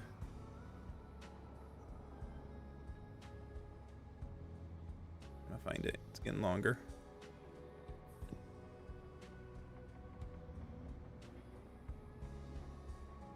I mean, if you guys want to continue this chat, go to my Discord. There should be a link in the description. If we want to try and brainstorm some legitimate resolutions to Necro, because I think it's most of the way there. There are just a couple things that still make it a little bit rough. But anyways, thank you everyone for joining the stream tonight. The custom ammo deep dive is underway. I will probably be doing a stream on poison ammo next. No commitments on when. My life's a little chaotic with the family, and so I usually can't commit to a stream before the night I do it. But keep an ear out. Thank you everyone for watching. Have a wonderful night. I lost my button to end.